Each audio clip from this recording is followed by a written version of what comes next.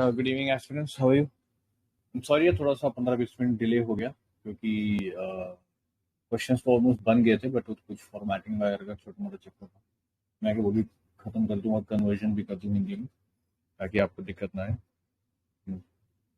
अभी हमने जैसे 3-4 सेशंस लिए हैं, तो अगर उसमें किसी को कोई भी इशू है या कोई क्वेश्चंस हैं, 2-3 क्वेश्चंस बचे हैं जो हमने डिस्कस करने थे, वो मैंडेमस वाला वो भी बस हम 2 मिनट में शुरू कर देंगे। और आज कोशिश करेंगे कि 2-3 टॉपिक्स खत्म कर लें और खत्म हो, और कल का भी फिर विल ट्राई कि एक शाम को मैं सेशन ले लूँ ताकि आप लोगों का वो जो भी पीछे चीज़ें स्लो थी वो चीज़ कवर हो जाए। श्वेता जी, प्रिया जी, नीलेश, रानी जी, आपके कोई अभी स्पेसिफिक क्वेश्चंस हैं स्टार्ट करने से पहले? कुछ भी? यस सर, हेलो हाँ जी, हाँ जी, बोलिए। सर। गुड वो आफ्टरनून। फंडामेंटल ड्यूटी का जो लास्ट क्वेश्चन था उस दिन का, अच्छा, वो थोड़ा सा फंडामेंट। एक बार एक्सप्लेन कर दीजिए। अच्छा, आप कहीं ये वाला क्वेश्चन तो नहीं कह रहे? यही था लास्ट वाला, आई बिलीव। जी सर, जी सर। अच्छा, तो देखो इसमें क्वेश्चन में पूछा गया which of the following statements is और are true of the fundamental duties, ठीक है, ऑफ एन इंडियन सिटीजन। मतलब नीचे दिए गए जो भी स्टेटमेंट्स हैं उसमें से हमारे एज ए इंडियन सिटीजन के लिए फंडामेंटल ड्यूटीज कौन कौन सी सही है, ठीक है ना। तो एक स्टेटमेंट है कि a legislative process has been provided to enforce these duties, ठीक है। एनफोर्समेंट का मतलब कि ये चीज मैंडेटरी है, ठीक है, या फिर इसको कैसे लागू किया जाए, आप ये कह सकते हैं, ठीक है। यहाँ पे ये दिया हुआ है कि हाँ, हमारे कॉन्स्टिट्यूशन में एक लेजिस्लेटिव प्रोसेस है, कॉन्स्टिट्यूशन ही हमारे यहाँ पे एक लेजिस्लेटिव प्रोसेस है कि अगर किसी भी फंडामेंटल ड्यूटी को लाना पड़ेगा, ठीक है, तो ये कुछ स्टेप्स हैं, जैसे कोई बिल पास करने के लिए, ठीक है, या फिर कोई कॉन्स्टिट्यूशन अमेंडमेंट लाने के लिए, या मनी बिल पास करने के लिए, ठीक है, ऐसे कोई भी एक प्रोसेस है जो कि इस चीज को, हमारी ड्यूटीज को एनफोर्स करता है। पहला तो स्टेटमेंट ये है, ठीक है। दूसरा स्टेटमेंट है कि क्या फंडामेंटल ड्यूटीज हमको रिलेट करती है हमारी लीगल ड्यूटीज के साथ, क्या ये को रिलेटिव है, को रिलेटिव इन द सेंस कि क्या इनमें कोई रिलेशन है, relation in the sense legal duties हमारी क्या होती हैं, ठीक है। कि जैसे फॉर एग्जांपल अगर आप लीगली, जैसे अगर आप कोई आपने एक्सीडेंट किया है, ठीक है, तो एक्सीडेंट के लॉ के हिसाब से जो भी मोटर व्हीकल एक्ट है उसके हिसाब से आपको अपने पास क्या क्या कहते हैं, आपको कोई ना कोई हर्जाना देना पड़ेगा। या फिर हम ये कह सकते हैं कि आपका जैसे आपने अगर रेड लाइट तोड़ी, जो भी उसके हिसाब से जो बिल, मतलब जो भी उसके जो प्रोसेस होगा उसके हिसाब से आपका चालान कटेगा, या फिर कुछ और कोई भी और लीगल ड्यूटीज आपका हो सकती हैं, ठीक है ना। तो क्या इसमें हमारा फंडामेंटल ड्यूटीज और लीगल ड्यूटीज में कोई कोरिलेशन है, क्या ये दोनों एक साथ मैच होती हैं, क्या हमारी फंडामेंटल ड्यूटीज एक तरीके से लीगली जो हमारी ड्यूटीज हैं, क्या हम उसमें कोई रिलेशन बना सकते हैं, ठीक है। तो ये दोनों क्वेश्चंस के मतलब ये दोनों स्टेटमेंट्स के मतलब है। पहला देखें तो हमारे पास कोई ऐसा लेजिस्लेटिव प्रोसेस कहीं दिया नहीं हुआ, ना ही हमारे कॉन्स्टिट्यूशन में, ना ही पार्लियामेंट्री फंक्शनिंग में, ना ही हमारे representation of people act of 1990 और अपना 1950 और 1951, ये दोनों में नहीं दिया हुआ। तो इसलिए ये वाला जो स्टेटमेंट है आपका पहले ही गलत हो जाता है। दूसरी चीज आती है, ठीक है, कि को relative to the legal duties.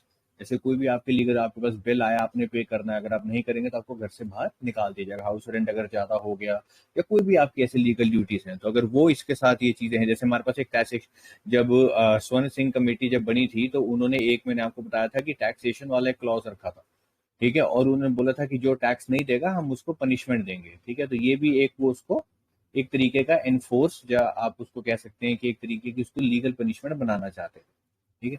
But ये चीज हमारे यहाँ पे अभी तक एप्लीकेबल नहीं है, और ये चीज उन्होंने, खैर जो गवर्नमेंट थी उन्होंने ये चीज कंसिडर भी नहीं की थी, इसलिए हम इसको गलत मानेंगे, ठीक है। और हमारा जो आंसर आएगा इसमें आपका आएगा टी, ठीक है। वैसे अगर हम बात करें तो यूपीएससी काफी टाइम पे थोड़ा सा इन चीजों में वो हो जाती है, क्या कहते हैं, थोड़ी एम्बिग्यूट, मतलब थोड़ा सा वो ग्रे एरिया में चलती है, ठीक है। तो इसलिए वैसे ये वाला स्टेटमेंट आपका गलत रहेगा। तो एक चीज मैंने खैर कल भी आपको बताई थी कि जो फंडामेंटल ड्यूटीज है आपकी, सिटीजन पे ओनली काम करेंगी, फॉरेनर्स पे। अब कुछ आपको समझ आया कि नहीं? थोड़ा क्लियर जी हुआ? सर, अब क्लियर हो गया। आज का सेशन है वो शुरू करते हैं। आई गेस कुछ बच्चे नहीं ज्वाइन कर पा रहे हैं, या किया है चले गए, कोई बात नहीं। शायद आई गेस मैंने रिकॉर्डिंग का कर रखा है, तो लेट्स स्टार्ट, ठीक है। This is the session 4, and इसमें हम हमारा डीपीएसपी कवर करेंगे, ठीक है, उसके रिलेटेड क्वेश्चंस। उसके बाद आई बिलीव कि इसमें क्वेश्चंस हैं हमारे इमरजेंसी प्रोविजंस के, ठीक है, और आपके कॉन्स्टिट्यूशन अमेंडमेंट के, ठीक है। ये कुछ 20-22 क्वेश्चंस हैं, कोशिश करेंगे जितनी जल्दी ये निपट जाए वो, और फिर शाम में 7 बजे के आसपास दोबारा बैठ के हम कुछ 20-25 क्वेश्चन और कर देंगे, ठीक है। I try to find out time कि कल शाम को भी हम अराउंड सेम 7 PM के आसपास बैठ के 25-30 क्वेश्चन कर लें, ताकि आपका सिलेबस थोड़ा सा इस चीज में आगे बढ़े, ठीक है। सेम प्रोसेस है, हम वैसे ही चलेंगे जैसे पहले चलते आ रहे हैं। अब तक हमने देखा कि हमने historical backgrounds, concepts, basic concepts, features, preamble, citizenship, fundamental rights और फंडामेंटल ड्यूटीज कर रखी हैं, ठीक है। सबसे ज्यादा क्वेश्चंस यही आते हैं। तो रानी जी के लिए ये पहले मैं बता दूं कि हमने ये एक प्रोसेस बनाया था इसका, ठीक है। पूरा क्वेश्चन वाइज हमने किया है कि एक टेबल बनाया कि कौन से साल में कितने क्वेश्चन आए, कौन से टॉपिक से। तो ये जो मैं आपको थोड़े टाइम में प्रोवाइड करवा दूंगा, इनके जो आज हम डिस्कस करेंगे questions, English Hindi proper language में और आपके ये एक्सप्लेनेशन के साथ, ठीक है। बट अगर हम वैसे ओवरऑल देखें तो सबसे ज्यादा जो क्वेश्चंस हैं वो पार्लियामेंट से आए हैं। उसके बाद आपके जो क्वेश्चन है फंडामेंटल राइट्स से, आपके sorry features of the constitution, fundamental rights, DPSPs और आपका जुडिशरी, ठीक है। तो इन 5 सेक्शंस में से सबसे ज्यादा हमारे क्वेश्चंस आए हैं। बट हाँ, फिर भी चीजें डिस्कस करेंगे तो आपको इससे थोड़ा सा एक ट्रेंड भी पता लग जाता है और चीजें पता लग जाती हैं कि कैसे आगे काम करें। ये एक टाइमर है, आज 1 मिनट की जगह 45 सेकंड्स रखा है, क्योंकि क्वेश्चन थोड़े सिंपल हैं, तो will try to push it forward, ठीक है। अगेन हाँ, कल का जो एक चीज थी कि लॉ वर्सेस लिबर्टी, ये नीलेश जी पूछ रहे थे, ठीक है। तो इसमें ये एक ब्लैक लॉ ऑफ डिक्शनरी मैंने पढ़ा है कि एक होती है कि ज्यादातर ये जो लॉयर्स होते हैं ये इसको फॉलो करते हैं, काफी पहले लिखी गई थी, और इसमें बेसिक बेसिक आपके लॉ के जो टर्म्स हैं वो लिखे जाते हैं। इसमें लॉ, ये इसमें लिबर्टी का मतलब ये होता है कि आपको कोई भी काम करने की इच्छा, ठीक है। जैसे अगर आप जो भी अपना काम करना चाहते हैं, अपने आप को आप अगर एक्सप्रेस अच्छे से करना चाहते हैं, या अपना कोई एम्प्लॉयमेंट में आप आगे बढ़ना चाहते हैं, कोई भी काम हो गया आपका, जॉब करना चाहते हैं अच्छे से, तो आपको फुल लिबर्टी रहेगी। लाइब्रेरी में बैठना है, कहीं बैठना है, तो आपको कोई ज्यादा रोक नहीं पाएगा। बट इसी में 2 कंसेप्ट आपके आते हैं जिसमें कंफ्यूजन थी, पॉजिटिव लिबर्टी और नेगेटिव लिबर्टी। इसका एक बहुत सिंपल एक्सप्लेनेशन है कि नेगेटिव लिबर्टी वो होती है, ठीक है, जो कि इंटरफेरेंस, मतलब हमारे हमको अपने काम करने से कोई भी चीज को रोकती है ताकि दूसरे को नुकसान ना हो, ठीक है। तो ये किस्म की एक नेगेटिव हमारे ऊपर ये पॉइंट करती है कि जैसे आप लाइब्रेरी में कर रहे हैं, मान लो कि सारे लोग पेन पेपर से पढ़ रहे हैं, आपको फोन आता है, फोन की रिंगिंग बजती है, तो ज्यादातर ये होता है कि नहीं भैया बाहर जाके बात करें, वहीं बैठ के बात नहीं करेंगे, ये क्योंकि एक वहाँ का डेकोरम है। तो ये एक किस्म की आपकी नेगेटिव लिबर्टी होगी। मान लो वहाँ पे कोई घटिया सा कोई टाइपराइटर लेके आ गया, या फिर मान लो कि ऐसा कि वो टप टप टप करके काम कर रहा है, सबका कंसंट्रेशन खराब हो, तो ये किस्म की आपकी नेगेटिव लिबर्टी होगी। तो दूसरों के ऊपर जो ये चीजें आप नहीं अप्लाई कर सकते, या अपनी फुलफिलमेंट करने के लिए दूसरों को नुकसान हो रहा है, तो ये चीजें हम नेगेटिव लिबर्टी में डालेंगे। और पॉजिटिव में वो होंगी, ठीक है, जिससे कि आप अपने आप को जो आपके पास जो फ्रीडम है, जो अपने आप को आप एक्सप्रेस करना चाहते हैं, किसी भी तरीके से कोई भी काम करना चाहते हैं, वो आप अच्छे से कर पाते हैं। जैसे अपने घर में चाहे जितने लोग भी बैठे हो, आप सब पूरे परिवार के सामने उठ के फोन पे बात कर सकते हैं, सारी चीजें कर सकते हैं। वो आपका खुद का पर्सनल जोन है, ठीक है। जब आप दूसरी जगह जा रहे हैं लाइब्रेरी में, तो ये वाली चीजें नहीं आप कर सकते, ठीक है। तो ये जो चीजें होती हैं पॉजिटिव लिबर्टी में काम आती है। दूसरा एक पॉइंट था कि रूल ऑफ लॉ के हिसाब से, कि हर जगह मैंने यही देखा है कि I tried searching, as such कहीं नहीं दिया हुआ डायरेक्ट लाइंस में कि government has the responsibility towards the people, ठीक है। Indirectly it is always there, क्योंकि हम ही लोगों को, मतलब because of our constitution government, और because of the constitution the way, मतलब it is formed in such a way that we say that कि we the people of India we are providing this constitution, and accordingly, ठीक है, we will elect some people who will rule us. हम कुछ ऐसे लोगों को लेके आएंगे जो हम पे रूल करेंगे, और वो एक चीजें बनाएंगे, ठीक है, एक प्रॉपर सेट्स ऑफ रूल्स बनाएंगे, जिससे हम पूरा का पूरा देश हमारा चलेगा, ठीक है। वही चीज आ जाती है रूल ऑफ लॉ। तो ये इनडायरेक्टली आपकी ये चीजें काम आती है। हाँ, बट अगर इसका डायरेक्ट कोरिलेशन देखें तो ये आपका डीपीएसपी में होता है कि गवर्नमेंट की एग्जैक्टली क्या रिस्पॉन्सिबिलिटीज हैं, ठीक है, वो वहां पे दी रहती हैं, या फिर गाइडलाइंस कह सकते हैं, या आप उसको एक डायरेक्टिव्स कह सकते हैं, जो भी मतलब जो उसका नाम ही है। तो इस कॉन्टेक्स्ट में अगर आप देखें तो ये वाली चीज सही होगी, ठीक है, क्योंकि गवर्नमेंट ही है जो सारा का सारा आपके पास पूरी की पूरी सुविधा लेके आएगी, ठीक है। आपके पास किसी को भी टैक्सेशन लगाना है, या किसी को मान लो जस्टिस दिलाना है, तो वही प्रोसेस क्रिएट करेगी। तो it is the responsibility of the government towards the people, right. एक फाइनल चीज ये थी कि कल हम लोग काफी ज्यादा डिस्कस कर रहे थे इसके रिगार्डिंग, हमारा मैंडेमस रिट्स के रिगार्डिंग, और उसमें था मैंडेमस का क्वेश्चन था, ठीक है, कि mandamus will not lie against the private organisation unless it is interested with the public duty, कि मैंडेमस हम कोई भी प्राइवेट ऑर्गेनाइजेशन पे हम नहीं लगा सकते, ठीक है, जब तक कि उसको हमने कोई पब्लिक ड्यूटी असाइन की, हमने मतलब इन द सेंस गवर्नमेंट की ऑथराइज पार्टी ने उसको कोई काम दिया हो कि आपने वाला काम करना ही करना, तब तक हम मैंडेमस जो है उन पे नहीं लगा सकते, तब तक हम उनको डायरेक्शन नहीं दे सकते कि आपने वाला काम करना है। और ये प्रूव हुआ था, ये एक लॉ, एक इसके सिटिंग अपने क्या कहते हैं एक जजमेंट से, एक सेकंड, हाँ ये वाला, ठीक है, mandamus might under certain conditions lie against a private individual और अ पार्टी, ठीक है, कि if it has established that he has concluded with the public authority, ठीक है, या फिर उसने कोई बात की, उसके ऊपर कोई काम दिया गया है, और स्पेशली ये आपका ये वाले केस में भी आपका होता है कि ये performs a personal duty right on the applicant, कि अगर गवर्नमेंट ने कोई काम दिया है उसको तो वो चीजें करके लानी है।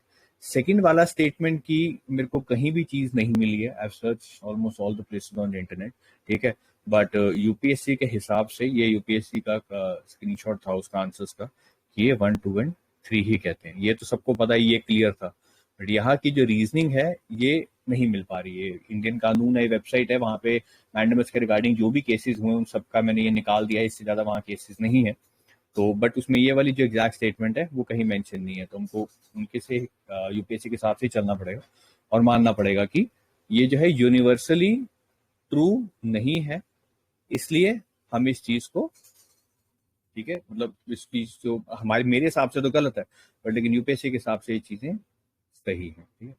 इन तीन में कोई इशू जो पुराना हमने डिस्कस किया है कि law versus liberty, rule of law, और हमारा ये मैंडेमस का issue. Today will be starting with our DPSP, ठीक है, काफी सिंपल क्वेश्चंस हैं, जल्दी जल्दी आप फटाफट बता दीजिएगा, टाइमर 45 सेकंड्स का ही है, ठीक है, तो हम लोग डिस्कस कर लेंगे, जो क्वेश्चन इजी होंगे वो जल्दी स्किप हम करके आगे बढ़ जाएंगे, और जो थोड़े से ट्रिकी होंगे हम उसको देख लेंगे, ठीक है। अब ये प्रिया जी आप शुरू करिए, मैं टाइमर शुरू कर रहा हूँ उसका, ठीक है, तो आंसर दीजिएगा। Consider the following provisions under the DPSP as enshrined in the Constitution of India. Securing for citizens of India a uniform civil code, organizing village panchayats, promoting cottage industry, searching for all workers reasonable leisure and cultural opportunities. मैंने चारों चीजें mark की हुई 4 से 5, इसके अंदर बताइए आपको कोई कौन सा सही है कौन सा गलत है। सर डी कैसे? यूनिफॉर्म सिविल कोड दिया हुआ, यूसीसी तो है सर। ठीक है, यूसीसी है, विलेज पंचायत फॉर्म करना, सर थर्ड तो है, फोर्थ भी है। अच्छा नहीं, आप थोड़ा गलत जा रही हैं, आपको शायद थोड़ा ध्यान नहीं, फोर्थ नहीं है। देखो अगर आपको याद भी नहीं है कि कौन कौन से हैं, ठीक है ना, आप ध्यान दो क्या लिखा हुआ है। चलो विलेज पंचायत थोड़ा गांधी जी के हिसाब से है, ठीक है, कॉटेज इंडस्ट्री भी गांधी जी के हिसाब से है, तो ये हम मान लेते हैं, बट बचता है 4 वाला, securing all the for all the workers, पहली बात है, ठीक है, एक तो ये चीज आ जाती। दूसरा रीजनेबल लेजर, लेजर का मतलब क्या होता है कि उनका आरामदायक की कोई स्थिति बनाई है, ठीक है ना, और प्लस उनके कल्चरल अपॉर्चुनिटीज का, ठीक है। ये वाली चीज आप सोचिए कि किसी के लिए आराम के लिए ये चीजें करना, हमारा जब कॉन्स्टिट्यूशन फॉर्म हुआ था इतनी ज्यादा चीजें खराब थी, ठीक है, आप जानते हैं कि हमारा पॉवर्टी इंडेक्स सबसे हाई था और हमारे पास पैसा नहीं था, फिर भी हमने चीजों को बड़ी मुश्किल से चला के आगे बढ़ाया, तो ये आउटराइटली ही जो लेजर वाला जो पोर्शन है ये गलत है। अगर लोग मेहनत नहीं करेंगे थोड़ा अपने हिसाब से, चलो 8 घंटे काम के होती है, जब तक आप पॉवर्टी में है, ज्यादा मेहनत नहीं करेंगे, टाइम से ज्यादा नहीं देंगे, कंपटीशन से ज्यादा प्रैक्टिस नहीं करेंगे, ठीक है, तब तक आप जो अपना जो स्केल है या फिर जो लेवल है आप उसको नहीं बढ़ा सकते, ठीक है ना, तो ये वाली चीज आउटराइटली गलत है। और कल्चरल अपॉर्चुनिटीज, ठीक है, तो ये जो चीजें जो वर्ड्स है ना ये डायरेक्टली आपके गलत हो जाते हैं, और ये कोई भी आपके इसमें डीपीएसपी में नहीं दिए हुए, ठीक है, तो आपका जो इसमें आंसर रहेगा वो रहेगा आपका 2 एंड 1 2 और 3 इसमें नहीं ऑप्शन दिया हुआ, ठीक है, 2 और 3 तो पक्का है, 1 2 और 3 कहीं नहीं है, तो हम इसको चूज करेंगे। Securing for citizens of India uniform civil code, ठीक है, यूनिफॉर्म सिविल कोड के तो बारे में इन्होंने 44 में दिया हुआ है, ठीक है, बट यहाँ पे ऑप्शन इसके हिसाब से अगर हम देखें तो वहां पे चीज डायरेक्टली नहीं दी हुई। ठीक है, आप देखिए कि आर्टिकल 40 है, ठीक है, ऑर्गेनाइजिंग विलेज पंचायत, आर्टिकल 43 है प्रमोटिंग कॉटेज इंडस्ट्रीज, ठीक है, और आपका जो ये वाला पोर्शन है लेजर वाला, ये कहीं भी नहीं दिया। ठीक है, और थोड़ा सा ऑप्शन को भी मद्देनजर रखते हुए हम चेक करेंगे कि क्या है। 1 2 3 कहीं नहीं है, 4 था तो यहाँ पे, बट हमारा 4 आउटराइटली गलत है, तो इसलिए हम इसको 1 नहीं मानेंगे, क्योंकि कोई शायद प्रोविजंस वगैरह अब तक चीजों के बारे में जो कुछ ये इनके साथ यूपीएससी के हिसाब से ये चीज इन्होंने सही नहीं बताई। सर वो ठीक है, गांधीयन प्रिंसिपल है, कौन से वाला? इसमें नीचे लिखा हुआ है कि गांधीयन प्रिंसिपल है, तो हाँ, गांधीयन तो वाला तो ये 1 दोनों ना है ही नहीं। विलेज वाला और ये वाला, हाँ सॉरी हाँ तो ये गांधीयन, मैंने ये वाला स्टेटमेंट पढ़ा ही नहीं। हाँ जी हाँ जी, ठीक है ठीक है ठीक है, गांधीयन वाला ये है ही नहीं। ये आपका कौन सा आ जाएगा? लिबरल और इंटेलेक्चुअल, ये आपका आ जाएगा, राइट, ठीक है ना। ठीक है, हाँ ये देखो, लिबरल प्रिंसिपल आपका यूसीसी है, मैंने गांधीयन वाला पढ़ा ही नहीं, मैं बैड सॉरी। चलो इंग्लिश ही आप ही बताइए वाला फटाफट। विच of the following provisions of constitution of India have a bearing on the education? ये थोड़ा सा ट्रिकी है, ये आपको बताना पड़ेगा, इसमें बताओ। सर डीपीएसपी तो होगा। अच्छा, हेलो हेलो। हाँ जी हाँ जी हाँ जी हाँ जी, और बोलिए बोलिए। उसके बाद 7th शेड्यूल भी है, क्योंकि एजुकेशन शायद कंकरेंट लिस्ट में है। और उसके बाद rural and urban local bodies इसमें शायद नहीं होगा, तो पहला और 5वां तो होगा ही। तो ए और ये तो खत्म हो गया, B sorry A A A B और सी और डी बचेगा खाली। तो ए दो, बी सी सी और डी, अच्छा ठीक है। उसके बाद दो तो होना ही होगा, क्योंकि रूरल और अर्बन लोकल बॉडीज दोनों में दिया हुआ है। अब 3 और 4 पे सोचना पड़ेगा। तो अगर 5th शेड्यूल में होगा तो 6th शेड्यूल में भी कहीं ना कहीं होगा ही वो प्रोविजन, क्योंकि वो ट्राइबल्स की बात कर रहा है। तो इसका 5th में, हाँ ऑटोनोमस काउंसिल्स है, उसमें भी टैक्सेस सबकी बात की है, तो सर इसका डी होना चाहिए तब। ठीक है, करेक्ट, आपका इसमें आंसर इसका डी है, क्योंकि इसमें डीपीएसपी के अलावा भी बहुत जगह इसमें हमारा मेंशन है। जो 73rd कॉन्स्टिट्यूशन अमेंडमेंट एक्ट आया था आर्टिकल 343 जी के हिसाब से, ठीक है, पंचायती राज को बोला गया कि आपने टोटल 29 सब्जेक्ट्स पे काम करना और एजुकेशन उसमें से एक है। सिमिलरली ये वाली चीज आपके म्युनिसिपल कॉर्पोरेशन में भी आती, 74 अमेंडमेंट में 18 सब्जेक्ट्स हैं टोटल और एजुकेशन भी उसमें से एक है, ठीक है ना। And again finally with respect to your 6th and 7th में आपने जैसे बताया कि वो कॉन्करेंट लिस्ट के अंदर ही आपका इसमें एजुकेशन दिया, क्योंकि 42nd अमेंडमेंट के हिसाब से वो चीज स्टेट से शिफ्ट हो गई थी आपका कॉन्करेंट, ठीक है। तो ये चीज आपको प्रोवाइड कीजिए, वहां पे है एजुकेशन, उसमें ये टोटल 5 चीजें थी, मैंने ऐसे लिख दी हैं, तो ये आपको थोड़ा सा इसमें याद रखना पड़ेगा, ठीक है। 2 पॉइंट इसके और शायद इंपॉर्टेंट थे, शायद मैंने मार्क नहीं किए। 5th शेड्यूल का भी मैंने लिखा था पॉइंट इसमें कि हाँ 5th शेड्यूल में भी है। डीपीएसपी में तो आप जानते हैं कि टोटल आर्टिकल 45 जो है और 86 अमेंडमेंट के बाद ये वाली चीजें उसमें डाली गई थी, तो इसलिए ये भी रहेगा। श्वेता जी अब आप आइए। According to the constitution of India which of the following are fundamental for the governance of the country? ठीक है, कंट्री की गवर्नेंस के लिए, ठीक है, कौन से ये फंडामेंटल हम एक चीज लेके चलते हैं? फंडामेंटल राइट्स है, ड्यूटीज है, डीपीएसपी है, और आपका फंडामेंटल राइट्स और ड्यूटीज, कौन सा रहेगा? Sir I think fundamental rights ही आएगा, वो बेसिक है। डीपीएसपी स्टेट्स डायरेक्टिव्स कुछ मतलब एक्स्ट्रा दिए हैं जो अपन अचीव करेंगे। देखो 2 चीजें हैं, पहला तो गवर्नेंस दिया हुआ है साथ में। गवर्नेंस के लिए क्या चीजें काम करेगी? गवर्नेंस का मतलब क्या है कि गवर्नमेंट को किस हिसाब से आगे काम करना है, सर ठीक है ना। डीपीएसपी है। हाँ, तो ये इसका आंसर आपका डीपीएसपी। खैर टॉपिक भी हमारा वही है, बट अगर आप वैसे भी देखिए क्वेश्चन में मेन चीज दी हुई गवर्नेंस। हाँ, गवर्नेंस को आपने देखना है, तो इस चीज को नहीं छोड़ना। खैर काफी पुराना क्वेश्चन था। अगेन जैसे मैंने बताया कि ट्रेंड भी जैसे डिफिकल्ट हुआ है, बट कुछ भी क्वेश्चंस हमारे काफी क्वेश्चंस ऐसे हैं जो इजी पहले भी रहे थे और आगे भी होंगे, ठीक है। तो इसको ज्यादा डिस्कस नहीं करेंगे क्योंकि ये छोटा सा ही क्वेश्चन था, इसमें ज्यादा नहीं है। तो अब अगेन रानी जी आप बताइएगा इसमें कि in the constitution of India promotion of international peace and security, ये कौन से आर्टिकल मतलब किस में दिया हुआ ये? It is under DPSP, under वो तो मैं जानता हूँ, हाँ आर्टिकल 51. बताओ। Okay 51, good. ठीक है। अगेन ये इसमें आर्टिकल्स में टोटल 3 चीजें दी हुई है कि maintaining just and honourable relation with the nation, ये हमारा एक काम है। दूसरा है foster the respect for international law and treaty obligation, जो भी लॉज है हमारे वो। और थर्ड है encourage settlement of international dispute by arbitration. मेरा सिर्फ एक क्वेश्चन है अब आप लोगों से, ये लॉ मतलब ये जो हमारा क्या कह सकते हैं आर्टिकल है या ये जो हमारा डीपीएसपी है, ये इंट्रोड्यूस क्यों किया गया था? इसका मेन कारण क्या था, तो बता सकता है? For the welfare of the society. नहीं, वेलफेयर ऑफ सोसाइटी कैसे है? तो फिर इंटरनली कुछ होना चाहिए ना। ये लिखा है इंटरनेशनल पीस एंड सिक्योरिटी। आप टाइम इमेजिन किए 1947 में हम लोग आजाद हुए थे, 51 में हमने आपका को ये कॉन्स्टिट्यूशन दिया है, सारी चीजें बनाई है हमने, ठीक है। तो हमने ये वाला आर्टिकल इंटरनेशनल पीस की क्यों बात करें जब हमारे यहाँ पे खुद ही इतनी ज्यादा भुखमरी है, एजुकेशन नहीं है, हमारे चीजें सेटअप नहीं है, इंस्टीट्यूशंस नहीं है अच्छे, तो जो भी हैं वो उसमें से पढ़े लिखे लोग बहुत ज्यादा कम है, कौन कैसे चलाएगा, क्या करेगा? बट फिर भी हम इंटरनेशनल पीस और सिक्योरिटी की तरफ देख रहे हैं, ऐसा क्यों? आई थिंक उस टाइम पे बहुत ज्यादा न्यूक्लियर वेपन की रेस चल रही थी, इस वजह से, और नैम का फॉर्मेशन हुआ था। ये भी ठीक है, ये भी ठीक है। हाँ जी अमन जी, आप बताइए।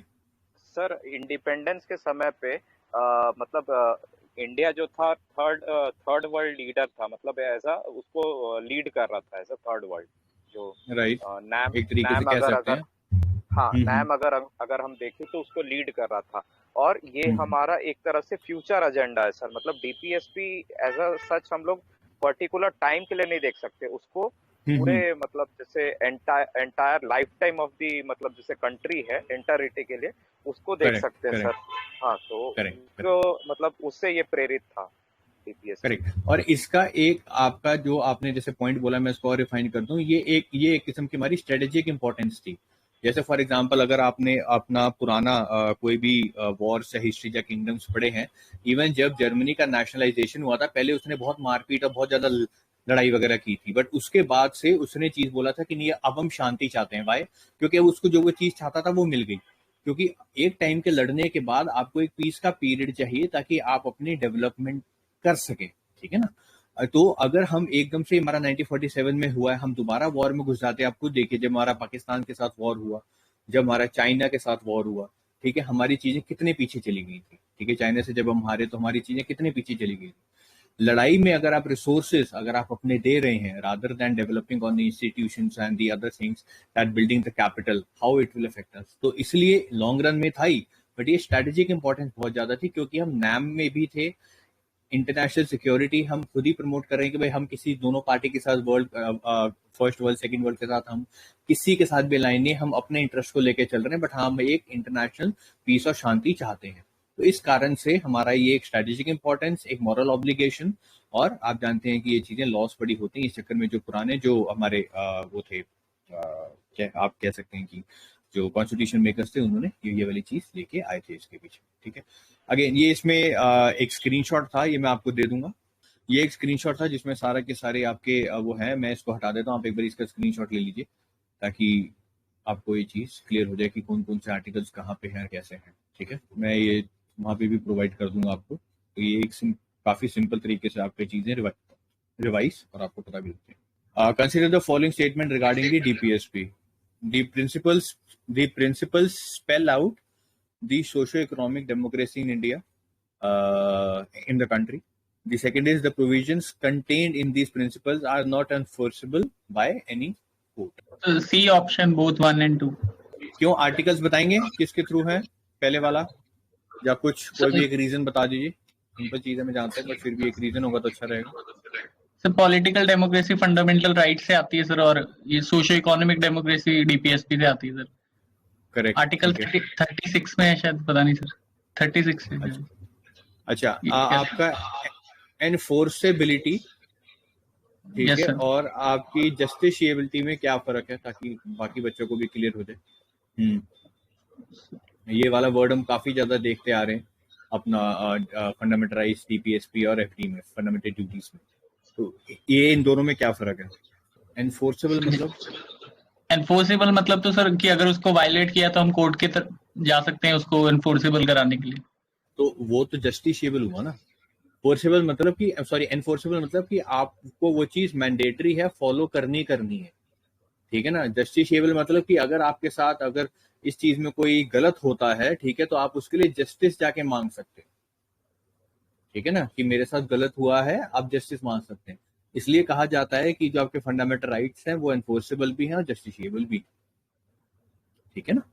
तो ये मेजर जो डिफरेंस है एनफोर्सेबिलिटी का, ये है कि वो मैंडेटरी है कि आपको काम करना ही करना, और उसके अलावा है कि अगर आप काम, जैसे डीपीएसपी एनफोर्सेबल नहीं है, कि गवर्नमेंट को जरूरी नहीं है कि वो ये वाले चीजें फॉलो करनी है, हाँ, बट एक आप कह सकते हैं कि डीपीएसपी बनाने के बाद उनको एक मॉरल ऑब्लिगेशन आ गई है कि उनको ये वाले काम करने हैं। बट कुछ अगर गवर्नमेंट्स जो है वो इस चीज पे काम नहीं करती हैं, ठीक है, तो आप अपना जाके जस्टिस भी नहीं मांग सकते। खैर अपने उसको अगले में वोट में वो उसको मुद्दा बना के आप कर सकते हैं, वो बात अलग है, ठीक है, बट हाँ, आप उस चीज में ना उसके बारे में ज्यादा लड़ सकते हैं और ना ही वो गवर्नमेंट मैंडेटरी है उस चीज के बारे में कि वो वाली चीज फॉलो करनी है। एक मॉरल ऑब्लिगेशन है कि ऐसे चलना चाहिए, सोसाइटी ऐसी अच्छी होनी चाहिए, मतलब कॉन्सेंट्रेशन ऑफ वेल्थ और बाकी चीजें नहीं होनी चाहिए, बट ये आपका सिर्फ एक मॉरल ऑब्लिगेशन है, गाइडलाइंस है, ठीक है ना।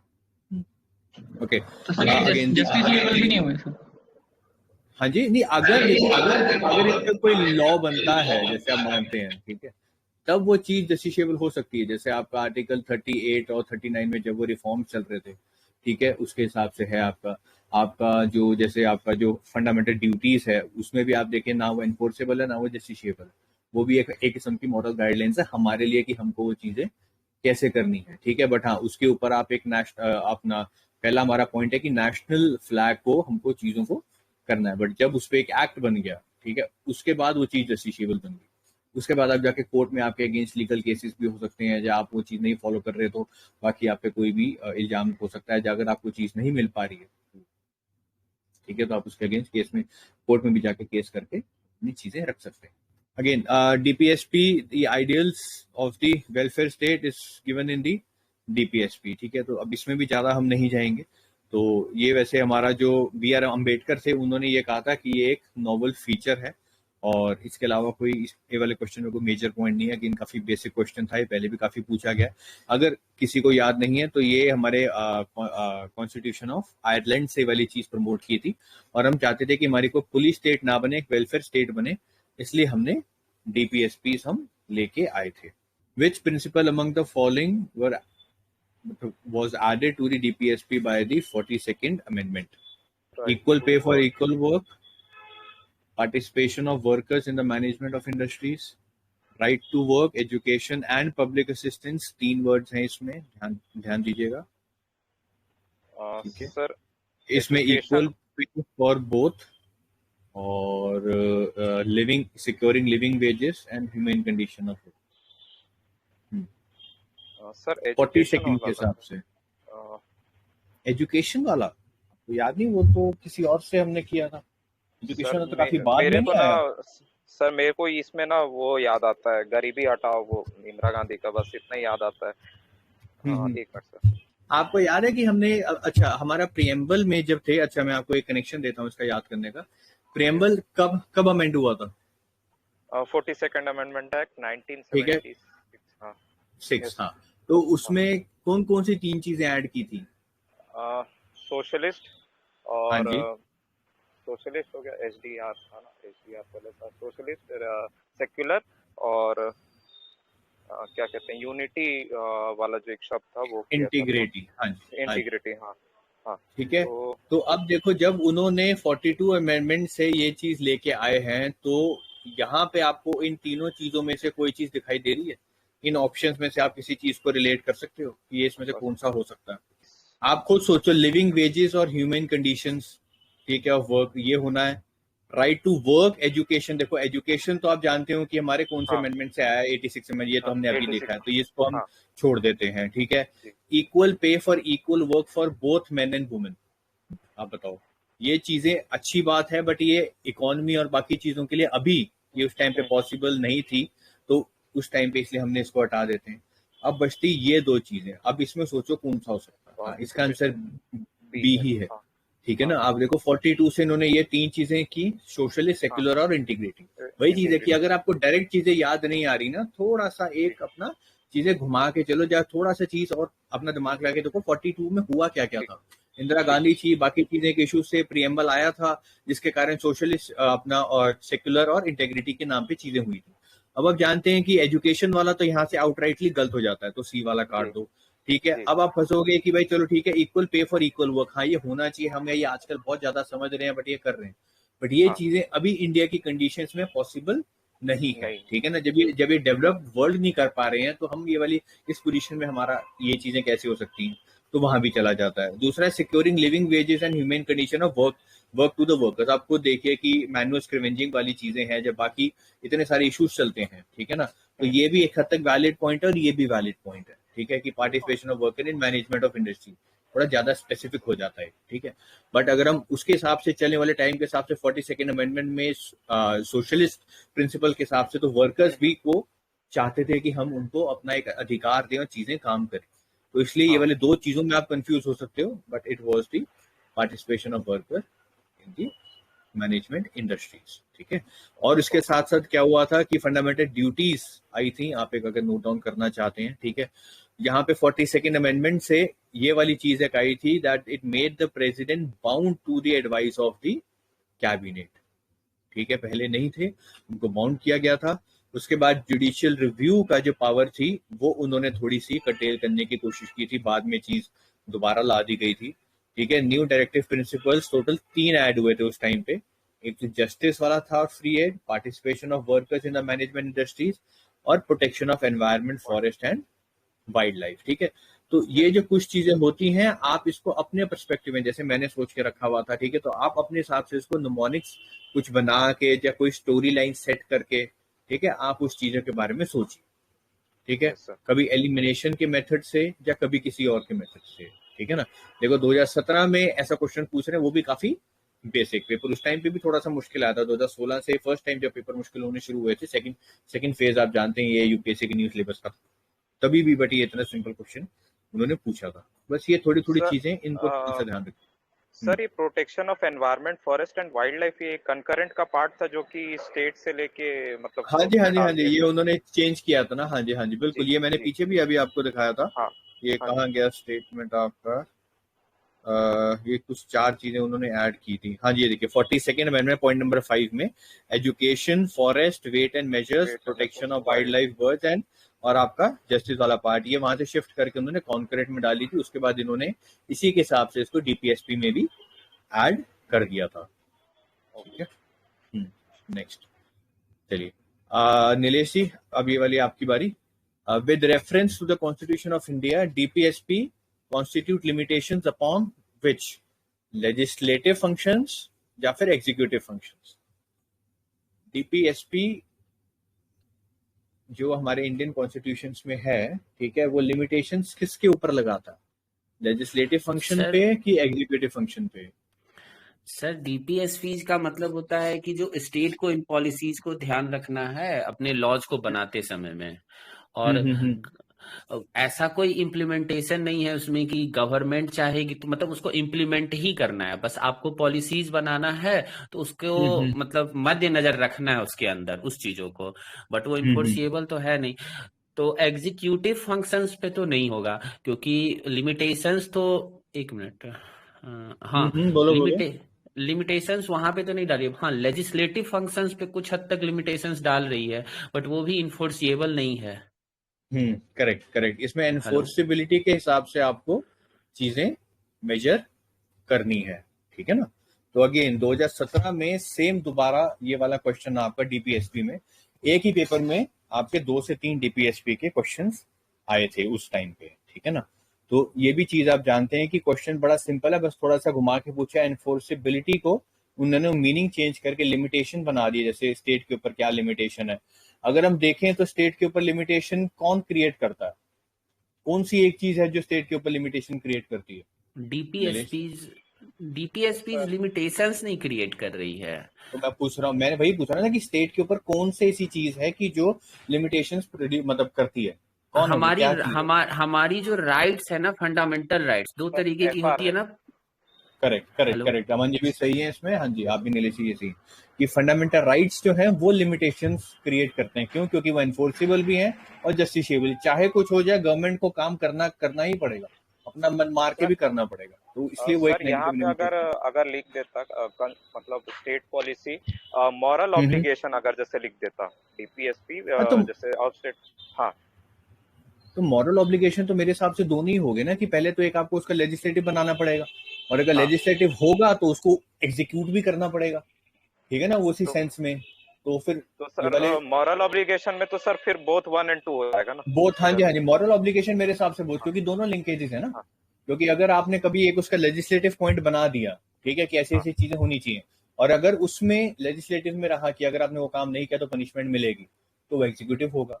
तो वही क्योंकि बात है सर कि वो ये एक वाली जो, सवाल घुमा सकता है बिल्कुल इसी के बिल्कुल लिए मैं। बिल्कुल, बट हाँ यूपीएससी घुमाए, देखो आपने बिल्कुल सही पकड़ा कि यूपीएससी सवाल घुमा सकता है, बट वो वही सवाल घुमाएगा जो कि यूनिवर्सली ट्रू होंगे, ठीक है ना। ओके या फिर वो यूनिवर्स, जैसे हमने पीछे भी काफी क्वेश्चन डिस्कस किए थे जिसमें भी थोड़ी भी एम्बिग्यूटी रहेगी या फिर यूनिवर्सल ट्रुथ नहीं रहेगा, तो वो चीजें वो नहीं मानेंगे।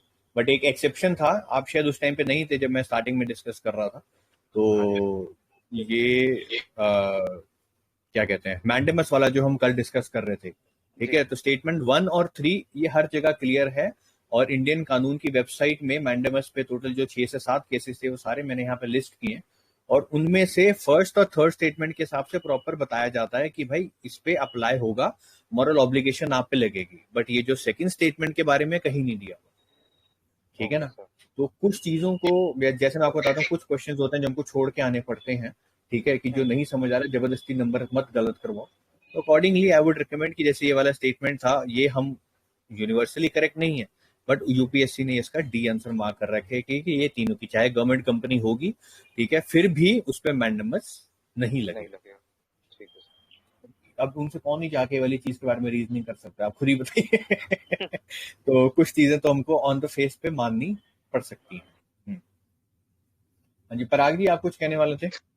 हाँ जी सर, ये डीपीएसपी सर आयरिश कॉन्स्टिट्यूशन से लिया था सर, आयरलैंड, ये हाँ जी हाँ हाँ जी। जी सर।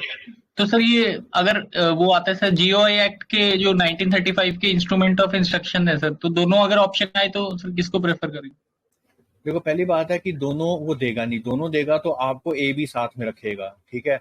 और उसने एज सच हमको ये कहा है कि उसकी नेचर है कि ये इंस्ट्रूमेंट ऑफ इंस्ट्रक्शंस है, हमने क्या वहां से कितने लिए हैं वो डिपेंड करता है। आपको याद है कि हमने वहां से प्रॉपर कोई स्टेटमेंट्स उठाई हैं गवर्नमेंट ऑफ इंडिया के एक्ट से, उसने मेरे हिसाब से उस टाइम पे ये डायरेक्ट किया था कि आपके पास ये वाली चीजें होनी चाहिए, गवर्नमेंट को इस तरीके से काम करने चाहिए, बट उसने चीज को डिफाइन नहीं किया था उस टाइम कि कौन कौन से काम करने चाहिए, ठीक है। वो बना रहे थे, शायद 1 से 2 उन्होंने काम किए थे, बट मेजोरिटी ऑफ द चीजें हमने वहीं से अपनाई हैं। तो मेरे तो हिसाब से वो आइलैंड ही रहेगा, क्योंकि हर जगह लक्ष्मीकांत में, हमारी एनसीईआरटी में हर जगह वही लिखा हुआ है, और साथ में ये भी लाइन लिखी हुई है कि it has a moral obligation. जो तो 3-4 वर्ड्स हमने डिस्कस किए, मॉरल ऑब्लिगेशन है, नॉन एनफोर्सेबल है, नॉन जस्टिशिएबल है, ये लिमिटेशंस क्रिएट नहीं करता, instruction of instruments of instructions हैं, तो ये चीज़ है। बट मैं काम करूंगा, आपने डाउट एक अच्छा उठाया है, तो मैं ये फिर एक बार चेक कर लेता हूँ कि जीओआई में कोई ऐसा फीचर तो उन्होंने नहीं दिया हुआ कि जो ये 3 से 4 में ऐड करता है, और अगर करता है तो मैं ऑनलाइन वेरिफिकेशन करके आपको इस चीज का दिखा दूंगा, ठीक है ना। और खैर, ये जो ग्रैनविल जस्टिन थे, वो ये कहते थे कि पॉजिटिव ऑब्लिगेशंस हैं, ठीक है। ये वाली चीजें आपके मेंस में लिखने के काम आती है, बट जब तक ऑब्जेक्टिविटी नहीं आएगी, आई डोंट थिंक सो कि यूपीएससी चीजें पूछेगा, बट कभी कभार वो भी हिल जाते हैं, बात अलग है। Again, which part of the Constitution of India declares the ideals of the welfare state? Again, चीजें डीपीएसपी है तो इसको हम ज्यादा डिस्कस नहीं करेंगे। देखो 2020 में पैटर्न कितना मुश्किल था, ठीक है, बट फिर भी उन्होंने जो 2015 का क्वेश्चन था वो डायरेक्ट रिपीट किया, ठीक है। तो कभी कभार हमको इन चीजों से भी फायदा हो सकता है। देखो वेलफेयर स्टेट वाला क्वेश्चन था, ऑलमोस्ट वही चीज उन्होंने डायरेक्ट पूछी है, ठीक है ना। तो जा तो ये वाली चीज आप जानते हैं कि उस टाइम पे कोविड का टाइम था और बाकी चीजों का था, तो डीपीएसपी फॉलो होनी चाहिए थी या करनी चाहिए थी, इसलिए उनको लगा कि ये वाली चीजें ज्यादा इंपॉर्टेंट है, और दे माइट हैव फेल्ट कि अच्छा, मतलब there were some issues with the DPSP और there were some talks news में आया होंगे आर्टिकल्स में कि ऐसी ऐसी चीज़ें होनी चाहिए, साइंटिफिक कैंपर डेवलप करना चाहिए, सिर्फ ढोल बजा के नगाड़ा बजा के ऐसी चीज़ें ये नहीं कवर हो सकती। तो आई बिलीव शायद उसके हिसाब से उन्होंने ये वाला क्वेश्चन पूछा हो, but still we don't know. अच्छी बात है ये सिंपल क्वेश्चन आया उस टाइम पे, ये चीज़ें क्लियर होगी।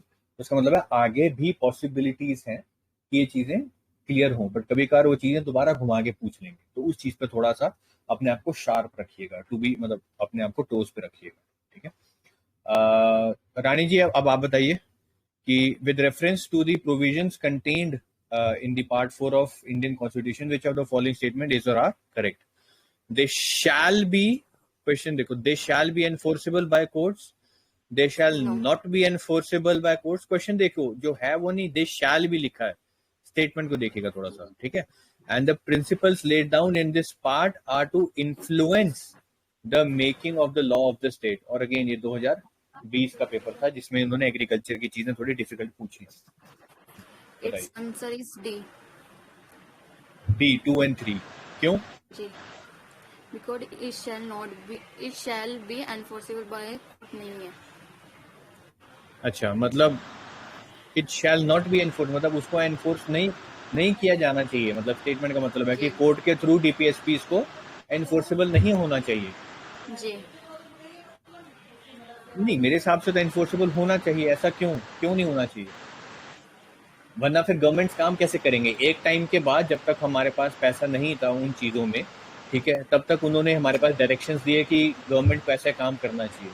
But I believe if we have attend status after 75 और 100 years ऑफ इंडिपेंडेंस और चीज़ें हमारी थोड़ी सी फंक्शनल हैं, so then don't you think that this shall be enforceable by the court? Sir I don't have any idea, sorry. नहीं तो कोई रीजनिंग तो दो ना, मैं वही तो आपसे पूछ रहा हूँ।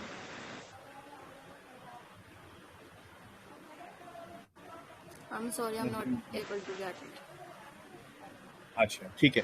नहीं वैसे अगर आप ऑन फेस देखो, ठीक है, तो ये they shall not be enforceable by courts, क्योंकि जैसे ये बताया गया ये मॉरल ऑब्लिगेशंस हैं, ठीक है, और आप जानते हैं कि ये वाली चीज़ नहीं होनी चाहिए। बट अगेन ये एक पॉजिटिव ऑब्लिगेशन जो हमारे कॉन्स्टिट्यूशन में तो ये लिखा है कि आपको नहीं होनी चाहिए, बट हाँ ये इन्होंने क्वेश्चन थोड़ा सा घुमा के दिया, तो it shall not be enforceable by the any court. आपका आंसर ठीक है, मैं रीजनिंग आपकी जानना चाहता था। थर्ड वाला तो आउटराइटली ट्रू है, सेकंड में थोड़ा सा आपको सोचना पड़ सकता है क्योंकि लैंग्वेज में थोड़ा सा उन्होंने घुमा के दे दिया है, ठीक है। Legally they are not enforceable by the courts, तो इसलिए उस पर कोई अगर वो कोई प्रोविजंस वगैरह बना दें तो बात अलग है। पराग ने मुझे फोटो भेजी है कि 2010 में ये जो इंस्ट्रूमेंट्स ऑफ इंस्ट्रक्शंस वाला था ये क्वेश्चन पूछा गया था। Instrument of instructions contain in the government of India act of 1935 has been incorporated in the constitution of India as. तो इसका मतलब है जो क्वेश्चन है ये ट्रू की फॉर्म में। एक सेकंड मैं इसको सेव करके। सर एक रीजनिंग ये भी हो सकती है, यहाँ पर शैल वर्ड यूज है और लॉ में मतलब लीगली ये पढ़ाया जाता है कि शैल मींस मैंडेटरी और मे मींस हो सकता है और नाइन भी हो सकता है, तो इस वजह से ए नहीं है करेक्ट। ऑप्शन ए तो बिल्कुल नहीं है, आपने बिल्कुल सही बोला। एक सेकंड, ये अपना ये पराग जी ने वाला क्वेश्चन दिया कि 2010 में आई फॉरगॉट कि ये क्वेश्चन आया भी था, बट आप क्वेश्चन की अब लैंग्वेज देखिए, ठीक है ना। अब अपने क्वेश्चन की लैंग्वेज भी देखनी है। The instrument of instructions contained मतलब ये चीज उसने ट्रू कह दी है, contained in the government of India act of 1935 have been incorporated in the constitution of India in the year of 1950, ठीक है। तो क्वेश्चन के टोन के हिसाब से अब हम इसमें कह सकते हैं कि ये चीज सही है।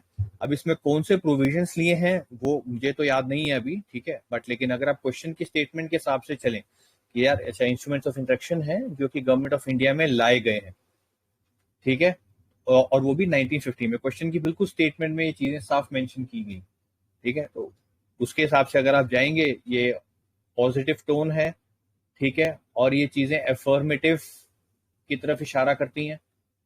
ये चीज एफर्मेटिव मतलब सही है, ये चीजें हुई थी, बस हमको ये बतानी है कि ये किसके अंदर गया था, ठीक है। कल को ये स्टेटमेंट चेंज कर दें, ठीक है, तो अब आपके पास ये वाली इंफॉर्मेशन आ चुकी है। तो पराग ने ये वाला अच्छा काम किया, very good Parag, thank you so much.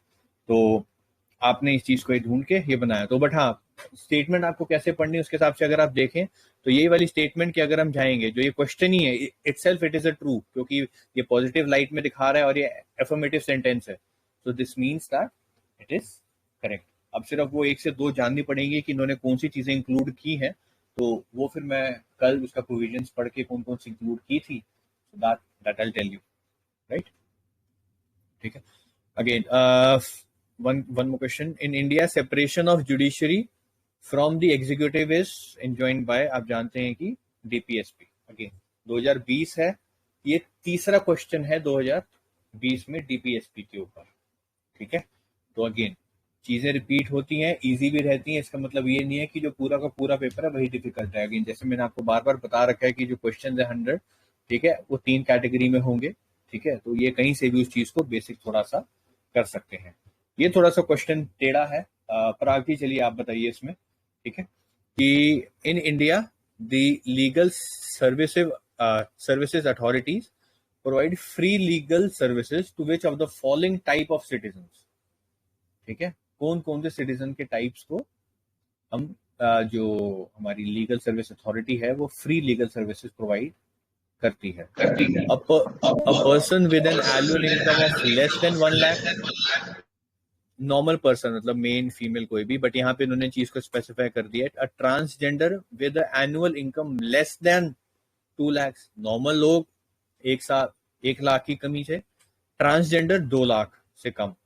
उसके बाद लिखा है third, the member of the OBC with an annual income of less than 3 lakh, and fourth is all senior citizens of India.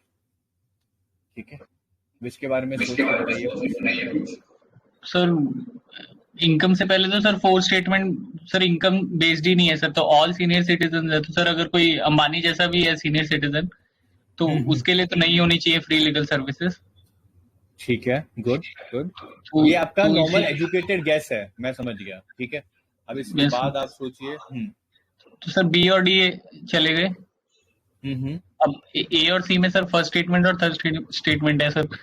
तो OBC with income of 3 lakh and person with annual, sir अगर third सही हुआ तो sir first को होना ही पड़ेगा sir सही।